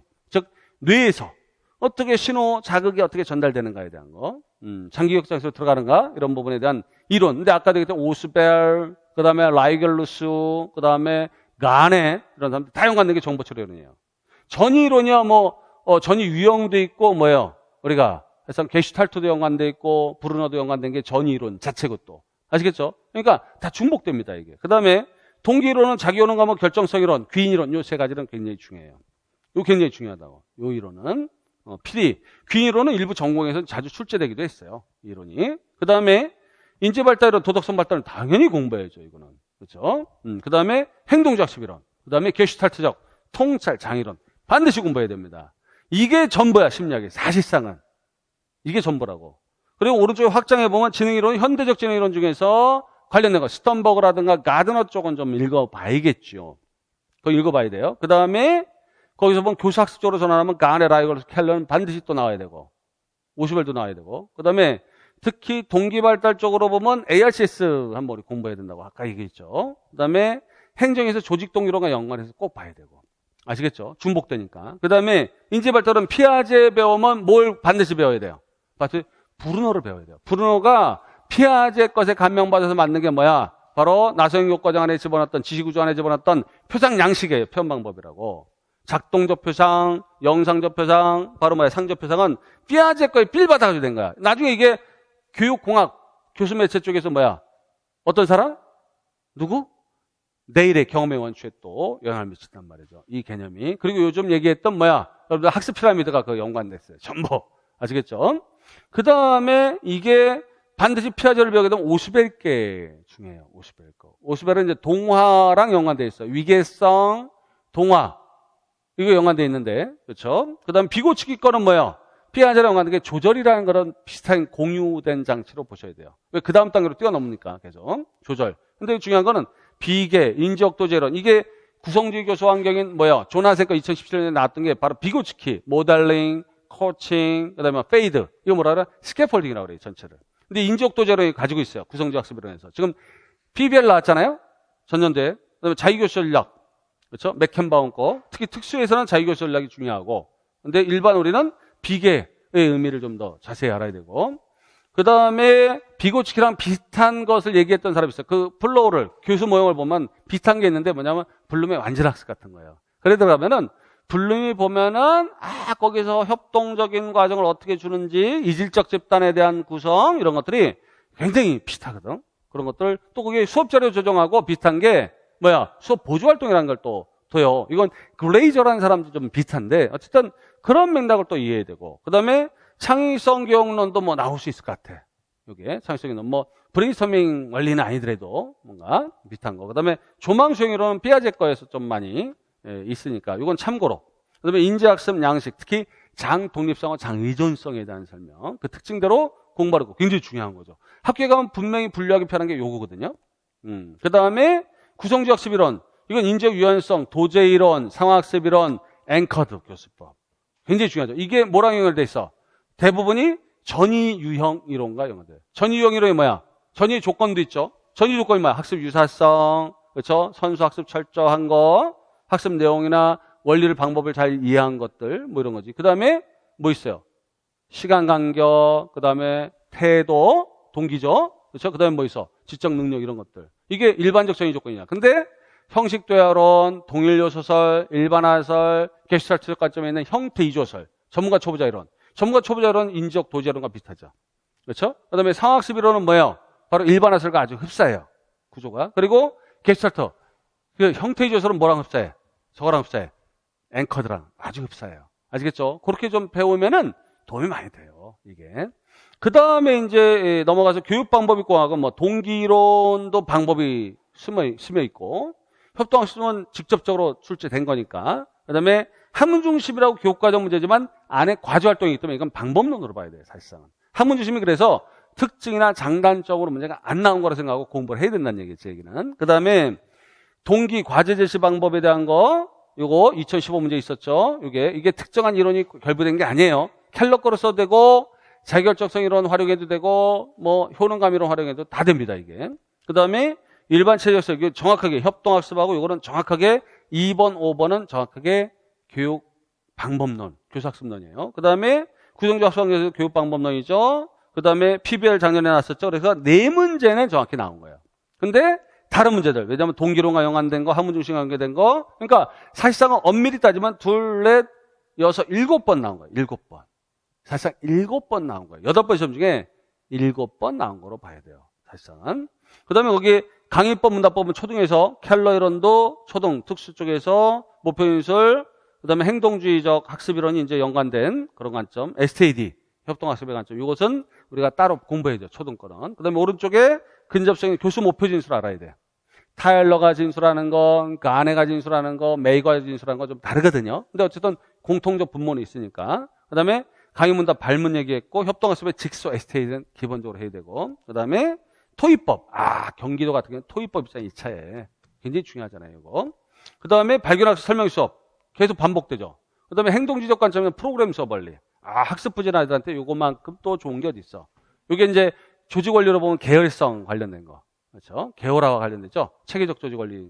그 다음에 간의 목표 수업 이런 것들. 그래서 오른쪽에 보면 불문의 위계, 목표 위계 외워야 돼요. 요게. 분명히 외워야 되고. 그 다음에 목표 인술 원리, 그 다음에 간의 라이걸러스 켈러, 오슈벨. 그냥 또 반복되죠. 그 다음에 지능이론과 연관한 수업 전략이라든가 다중지능이론과 연관된 거. 스턴버거랑 연관된 게 수업 전략이 달라요. 그렇죠? 가든하고 스턴버거가 다르단 말이에요. 그 다음에 학습문에서 완전학습, 발견학습 뭐 또 반복된 거고. 강의법, 문답법, 발문, 토의, 협동학습 또 반복된 거고. 자기도 학습, 문제해결학습. 문제해결학습, 문제중심 학습이 이미 나왔기 때문에 비슷한 건 맥락 버리고, 그 다음에 대입 경험이 많죠. 공학에서는 요거. 수업 매체 기능, 요 정도는 여러분들 한번 출제 생각을 해야 되고. 그 다음에 생활지도 상담은 뭐예요? 결국 우리가 인간 중심하고 행동심 출제가 됐었어요. 그리고 예시안에서는 뉴스와 연관한 상담인데 이게 비지지적 상담. 즉, 인간 중심 상담과 연관된 거고. 그 다음에 행동 수정 원리. 이게 나왔거든요. 예시안 문제에서. 근데 나온 건 한 번이야. 인간 중심과 행동 중심. 그럼 안 나온 게 뭐야? 인지 중심 상담이야. 인지 중심 상담. 특히 앨리스 합리정서적 상담이라든가 지시적 상담이라든가 그런 것들이 중요하죠. 그 다음에 문제행동 수정 전략이라는 건 뭐죠? 애들이 문제행동 했을 때 어떻게 이거를 수정할 것인가. 뭐 행동주의적 원리가 많이 쓰이겠지만 그런 것들. 그 다음에 실존주의 상담이나 형태주의 상담 이런 것들도 굉장히 중요하긴 해요. 이런 것도. 오른쪽 넘기면 이제 생활지도의 원리와 방향은 알아야죠. 생활지도가 왜 잘못됐는가 알려면은 원리, 방향을 알아야 되고. 그 다음에 생활지도 영역 활동. 거기서 순결지도 뭐 이런 것도 우리가 있고 건강생활, 여가생활지도 뭐 이런 것도 있지만 학습지도 있어요. 교과지도에 대한 것들. 그 다음에 진로, 진학에 대한 것들. 이런 것들이 다 숨어 있죠. 그 다음에 이 심리학에서 방어 기제를 여기다 저는 뒀는데, 방어 기제와 연관한 거. 문제행동과 연관한 거죠. 그 다음에 레포. 레포. 이거 옛날에 중등 임용시험 교직 연수 볼 때 많이 출제가 됐던 거예요. 레포 반드시 해야 되고. 그 다음에 인주주의 상담이론, 진로 발달은. 진로 발달은 특히 이제 이게 학교에서 많이 쓰는 건 뭐예요? 진로 특성 쪽으로 보통 보거든요. 파슨스라든가. 그렇죠? 누구 또 있어? 6개 육각형 모형 누구 거? 육각형 모형. 선생님 지금 까먹어서 물어보는 거야? 홀랜드 모형이죠. 근데 사실상 그게 진짜가 아니지. 그런 일시적, 일회적이잖아. 근데 우리가 지금 자유학기자라든가 자유학년제 시행하는 진로 모용, 진로 발달 단계에 대한 거는 뭐야? 어떤 거야? 누구 이론이야? 대부분 긴츠버그 쪽이에요. 지금은 긴츠버그 쪽이에요. 긴츠버그 이론은 반드시 숙지해놔야 됩니다. 그러니까 이게 사실상은 1순위야. 여기는 1순위야. 이게 몇 개 안 돼요. 솔직한 여러분, 반복된 게 얼마나 많은데. 그리고 엮여 있어요, 서로가. 그래서 교육학론수를 공부할 때는 가장 중요한 게 현실적으로 쓸 수 있는 이론. 그렇죠? 그리고 원리 이론들이에요. 누구나 배우는 원리 이론이야. 아시겠죠? 여러분들 분명히 알아야 돼요. 그래서 현실적으로 쓸모 있고 전이가 높은 거야. 그리고 다른 기반에 잘 관련된 것들이 있어요. 그것들을 출제하지 어중떠중한 거. 객관식 때는 40문제 내니까 보통 그냥 지엽적인 거. 왜냐면 난이도를 높여야 되니까 또는 선별해야 되니까. 그렇지만 이건 다르단 말이에요. 왜냐면 정결한 걸 해야 돼요. 정결한 거. 그래서 여러분들 문항 분석을 통해 전개 전략과 전술을 연습하지 않고서는 교육학 이론 가지고는 구술만 좀 이렇게 보여준 거지 이거는 또 다른 얘기예요. 또 아시겠죠? 그래서 사고평가 유형별 쭉 보는 거죠. 기호적 사고를 물어본 패턴의 문제가 있고 발산적인 사고를 물어보는 패턴이 있어요. 보통 중간을 취하긴 하는데 그래서 거기 기존 출제 문제는 어때요? 대부분 1문항에서 한두 개의 이론을 물어보거나 그런데 지금 어떻게 변했어?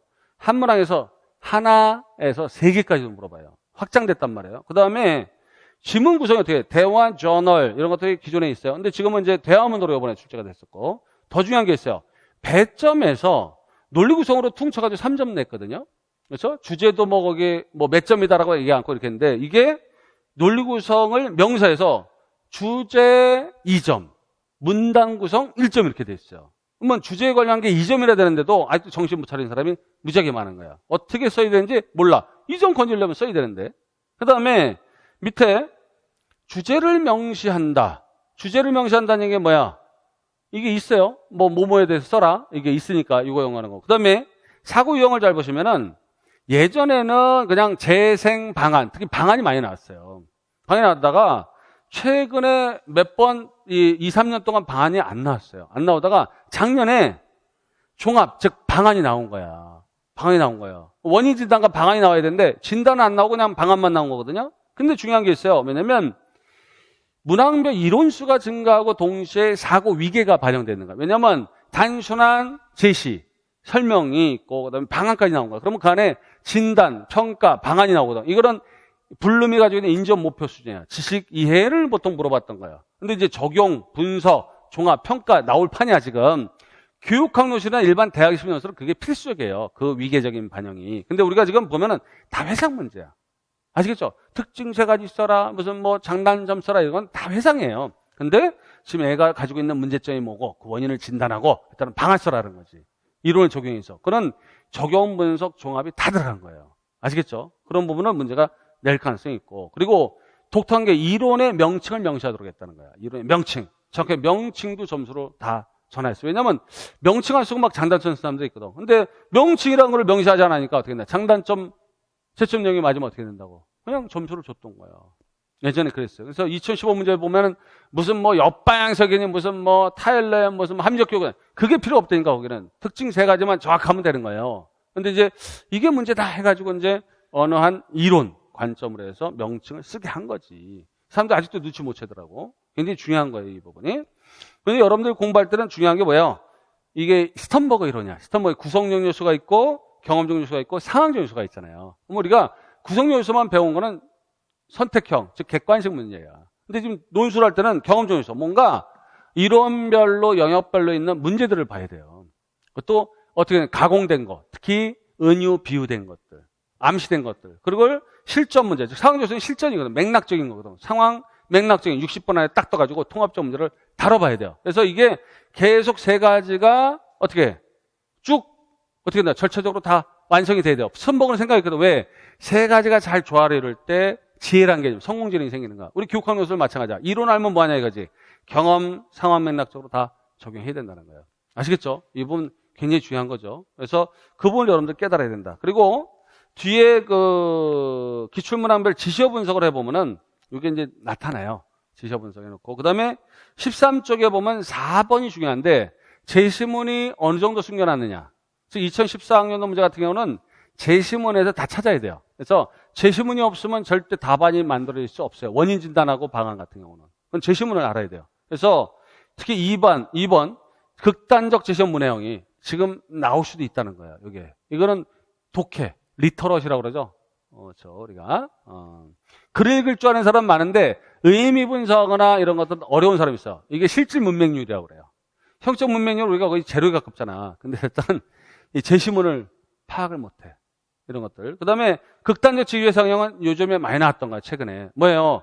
이런 개념 주고 이거 3가지 써라 이런 것들은 뭐 그냥 암기된 거 그냥 회상하는 거지, 뭐 이런 것들은. 제시문 활용도가 전혀 없는 거. 근데 중간적 입장에 있는 놈이 있어요. 3번 같이 제시문 분석을 통한 통합 추론형이 있어요. 특히 명칭도 찾아야 돼. 명칭이 틀리면 뒤에가 다 무너져 버려요. 특징이나 장단점이. 그런 것들 있죠.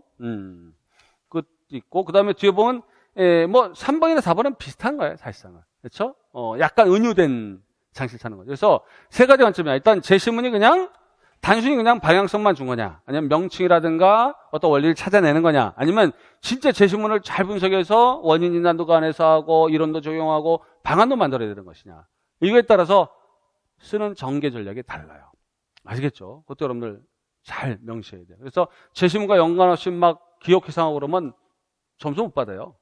점수 못 받는다고. 그러니까 제시문과의 관련성을 잘 봐야 돼. 그래서 뒤에 2장이 뭐야? 바로 교육학 논술의 전개 전략을 잘 학습하는 거예요. 지금 7, 8월은 7, 8월 때 이거 하지 않고 9, 10월 달 한다? 안 돼요. 지금 늦은 거야, 7, 8월도. 아시겠죠? 그러니까 이걸 5, 6월 달에 최소한 딱 했었어야 돼요, 원래는. 5, 6월 달에 했을 때 과연 채점 과정을 잘 이해하고 점수화 규칙을 이해해야 되거든. 그러니까 선생님이 꼭 칠판에다 얘기할 때 뭐냐면 사람들이 쓴 거를 선생님이 이제 보여준 예시도 있잖아요. 예시도 있지만 여러분들이 쓴 예시를 적어도 3개 이상 가져와야 돼요. 그래서 4개 예시를 놓고 쭉 점수를 비교해야 돼요. 그래서 A, B, C, D든지 뭐 1, 2, 3, 4 답안이든지 해가지고 여기다 구성, 주제에 대한 거, 그 다음에 표현에 대한 걸 다 발을 정자로 다 체크를 해야 돼요. 그 다음에 뭐 해야 돼? 1, 2, 3, 4를 어떻게 썼는가 다 해야 돼. 요게 이제 절대평가거든, 처음에. 그러다가 얘랑 상대평가, 즉 규준지향평가 한단 말이에요. 아시겠죠? 그러니까 이 채점은 이 문항별로 채점이에요. 그래서 문항별로 쭉 1번 문항 보고 2번 문항 보고. 이거 왜 그래? 객관도 때문에 그래요. 왜냐면 한 문항 계속 처음부터 끝까지 보면 된다 안 된다? 안 돼요.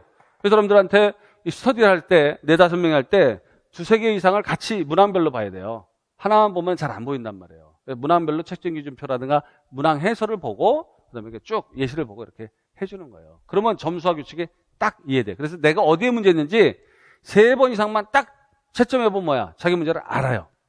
정확히 안다고. 아시겠죠? 정확히 알게 돼 있어요. 이 부분은. 그래서 나중 되면 9월 달 되면 뭐가 되는 거지?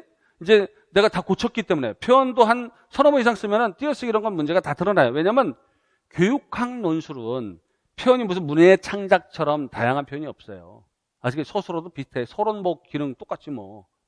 구조도 똑같아요. 단지 단어만, 개념만 바뀌는 것 뿐이지. 아시겠죠? 그렇기 때문에 결국은 표현 다양성이 필요 없어요. 그러니까 어쨌든 이 부분에서 띄어쓰기, 맞춤법, 문체, 표현에 대한 거, 그 다음에 위에 서론을 어떻게 써야 되는지, 결론 어떻게 써야 되는지, 주제에 관련해서 어떻게 연관해야 되는지 이런 부분을 본론과 또 관련시켜서 또 채점한단 말이에요. 그렇기 때문에 3, 4개 나와야 돼요. 3, 4개. 이거 모르고 들어가면은 자기가 5점을 못 지켜요. 5점 못 지켜. 그래서 여기 보면 이제 일반적인 것만 한번 잠깐 훑고 마무리를 좀 할게요. 거기 보시면 이제 18쪽에 보면 전개 일반 원칙에 보시면 요구에 직접 대응해야 된다. 즉 질문, 지시어를 잘 분석해야 돼요. 이게 뭘 요구하는지 정확히 분석해야 돼요. 그래서 특히 2017학년도 그 문제를 잘 보시면은 어떤 게 있어요. 첫 번째 그 제시문이 세교육 과정에 대해서 교육계획의 중요성 부각한 문제가 있거든. 근데 이 문제가 교장이 강조하고 있는 교육계획의 개념이 뭐냐? 교육기획의 개념이야. 그러니까 교장이 강조하고 있는 교육기획 개념은 다른 게 있는 거야. 그냥 교장이 필요 없이 그냥 교육기획이 뭐냐라고 물어본 게 아니라 이 A 교장이 강조한 게 있어요. 강조한 건 일종의 특징적인 거야, 이게. 우리가 10가지 요인이 있다, 변이 있다 그러면 어느 거 하나를 강조하잖아. 그럼 그것은 특징적으로 강조한 거거든. 근데 이 제시문 읽어보면 말이죠. 이게 보면 사유수요조건법이라고 있어요. 근데 그 관점이야. 인력수요조건법이 아니야. 그래서 어떤 교육학 논술, 교직 논술 강사가 이거 인력수요조건법으로 얘기하더라고. 왜냐하면 인력수요조건법은 국가가 주도적으로 인재를 양성하기 위해서 교육과정 만드는 거야. 근데 제시문 배경, 맨 윗줄에 있는 신문 땡땡 한 거 있잖아요. 그 밑에는 교육부가 창의협회 인재 양성을 위한, 여기는 인력수요조건법으로 보이는 거야. 왜냐하면 국가의 인재를 양성하는 쪽으로. 근데 거기 A 교장의 말에 보면은 학생을 어떻게 주체로 해서 학생으로 이동시키는 거야. 모든 학생 중심 교육을 얘기해요. 이거는 학생이 수요자, 그들 마음대로 움직이게 하는 거기 때문에 사회 수요, 즉 거기 구성원 수요, 구성원들의 욕구, 구성원들의 바람대로 움직이는 거예요. 그래서 이건 사회접근법이거든. 근데 이제 사실 그걸 모르고 이걸 해설한 사람이 많아요. 이 부분을. 그러니까 제대로 안 가르쳤더라도 내가 안 가르친 거지만 정확히는 이해하고 가르쳐야 될 거 아니에요. 근데 보면 교육학생들은 이걸 의미를 몰라. 왜냐하면 객관식만 가르쳤던 분들이 이게 어떤 의미인지를 모르는 거예요. 이 부분 자체가. 그리고 이제 거기 보시면 시교사가 실행하는 구성적 학습 활동에 대한 거. 이게 뭐예요? 바로 딱 보면 알겠지만 도구 자원이라는 것은 교나생 거예요. 그렇죠? 그 다음에 거기 밑에 교수 활동이라는 건 교사의 역할이거든. 이게 교수의 활동은 비고치기랑 비슷해요. 이 이론이. 그걸 쓰는 거야. 이 부분이. 그리고 타당도도 분명히 네 번째 문제도 보면 중거 타당도와 구인 타당도가 있으면 중거 타당도, 구인 타당도 쓰지 말아야 될 거 아니에요. 근데 보면은 꼭 중거 타당도라고 쓰는 사람이 있어요. 말이 안 되게. 왜냐면 제시문에 밝힌 것을 답을 하진 않아요. 제시문에 있는 명칭을 답을 하지 않는다고. 그렇죠? 그러니까 제시문이 명칭을 숨겨놓은 거거든, 이게. 타당도인데 어떤 타당도인지 찾게 한 거예요. 근데 이거 모르고 쓴 사람도 많아요. 모르고 쓴 사람이 굉장히 많습니다. 아시겠죠? 그냥 타당도 쓴 사람도 있고, 그냥 중고 타당도, 구인 타당도, 남은 게 내용 타당도, 이렇게, 아니면 예언 타당도들 중에 어느 걸 선택해야 돼요. 근데 내용이거든? 그렇죠? 이런 부분을 못 찾은 사람도 굉장히 많아요. 근데 이걸 전개할 때 어떻게 하냐면, 옆에 19쪽을 보시면은, 2015학년도 교육학 논술도 관련해서 이제 본 거예요. 이게 사례가. 그래서 그때 자유교육과 관점에서 교육 목적을 논하는 게 있어요. A중학교. 근데 이게 자유교육을 심도 있게 설명하는 게 문제가 아니라니까, 이게. 자유교육에 대해서 교육 목적을 뭐라고만 쓰고 뭔가 얘기해야 되는데, 막 피터스 얘기가 나오고, 아리스토텔레스 나오고 그러면 이건 아니에요. A중학교를 설명한 게 아니라 자기 지식을 자랑질한 거야. 그러니까 이런 서술을 하면 안 돼요. 직접 대응하는 현상을 들어가서, 문제성을 들어가서 개념을 적용해야 되는데, 개념만 설명하고 현상에 대한 적용이 없어요. 그래서 현실적 전개를 해야 되는데, 사실상은. 그래서 뒤에 20쪽이 보면은 그런 것들을 잘 전개한 내용들이 가지고 있죠. 이 부분이. 그 다음에 본론이야 이런 거지만, 여러분들 서론 있죠? 25쪽에. 서론은 뭐야? 서론 예가 있어요. 서론 예를 한번 볼게요. 26쪽으로 보시면은, 자 봅시다. 26쪽에 보시면은, 하단에 주제가 명시된 경우니까 작년에 대한 서론이 있어요. 2018이에요. 거기 보시면 학생의 다양한 특성을 고려하는 교육이 주제였어요. 주제였어, 서론이. 근데 거기 보시면, 자, 좋지 않은 사례하고 좋은 사례야. 거기 보면 좋지 않은 사례거든? 거기 가운데 이유는. 왜냐면 분명히 뭐가 있어야 돼? 학생의 다양한 특성이라는 것이 있어야 되는데 없어요. 이게 없다고. 없어요. 없다고. 그래서 뭐냐면 교육의 질은 교사들을 넘어설 수 없다. 교사가 교육과정의 목표라는 창의화평 인재 양성을 위해 적절한 교수 방법과 평가를 마련할 때 학생의 성장과 발달을 촉진시킬 수 있다. 이렇게 막 썼는데 이놈의 글이라는 것은 뭐예요? 분명히 교육과정, 방법 평가니까 어떤 방향성은 맞아. 어떤 방향이냐면 이 논제가 네 가지 중에 분명히 PBL도 있고 중거제한 평가도 있으니까 그거는 쓰는 어떤 내용, 테마 네 가지는 맞는데 주제랑은 안 맞는 거예요. 주제. 전체 주제. 정확한 주제는 없어요. 따라서 교사나 학생의 성장 발달에 대한 교육과정 설계와 그러니까 수기 모형에 대한 암시죠. 그 다음에 교육방법 평가 역량이 길러야 할 것이다. 근데 이게 주장을 연결하면 돼, 안 돼. 길러야 할 것이다 라고 쓰면 돼, 안 돼. 서로는. 뭐뭐에 대해서 이렇게 하기 위해서 논의한다. 이렇게 얘기해. 논의해보고자 한다. 이렇게 해야 돼. 아시겠죠? 근데 그렇게 써야 되는데 따라서 결론 지셔해가지고 뭔가 이 결론 문장처럼 썼어요. 결론 문장처럼. 그리고 위에 보면 학생의 다양한 특성에 대한 고민이 없어. 그래서 이게 점수가 안 쓰니만 못한 게 된 거예요. 마이너스 최소 0.3 또는 0.5까지도 받을 수 있다고, 이 내용이. 아시겠죠? 근데 위에 쓴 거 어때요? 최근 학교는 2015 개정교육과정 흔히 쓸 수 있는 거야. 개정교육과정의 실적 구현을 위해 노력하고 있다. 이거는 작년이나 재작 문제 다 쓸 수 있는 용어지. 근데 뒤에 학교 창의화평 인재 양성을 위해 학생의 다양한 특성을 고려해. 이게 나와야 돼요. 이 개념 원래 첫 번째, 두 번째 문장이 먼저 나와야 되거든. 그러놓고 뒤에 세 번째, 그 다음 문장이 뭐야 돼요? 문제제기. 그러나 하면서 들어가는 거야. 구조는 똑같아요. 그런 거 논의 방향을 위해서, 그렇죠? 이해 학생의 다양한 특성을 고려하기 위한, 교육을 위한, 그렇죠? 고려하기 위한, 위안인데, 고려하기 위한 교육과정 설계와 평가 및 교사 장학 등에 대해 논하고자 한다. 이렇게 된 거예요. 거기에 위안이 두 번 쓰니까 교육을 위한은 지워버려야겠네. 그렇죠?